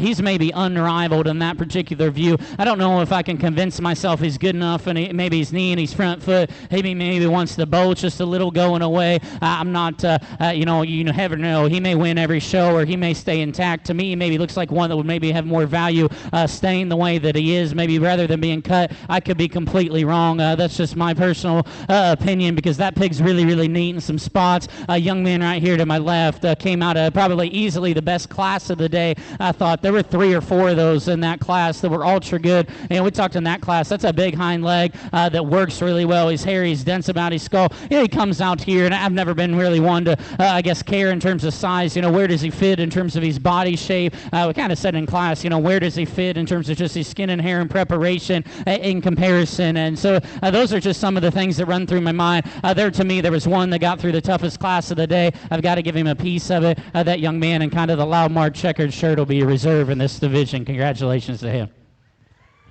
Congratulations to Cole Raines with your reserve champion dark crossbred. Once again, we're going to take about a 30 to 45 minute intermission to kind of set up the ring for the grand drive, and just be paying attention. We're going to make some announcements on when to come up and what to come up and how to come up and what to do, and we will make sure we get that information relayed to y'all. In the meantime, hang out and get ready. We're ready for a good grand drive here. And don't forget, at the very end of the show today, don't leave, because they've got a really cool little social going on. Matt says open bar, a great dinner prepared by Texas pork producers, and then a, dance? Live music. It's going to be a fun night ahead of us.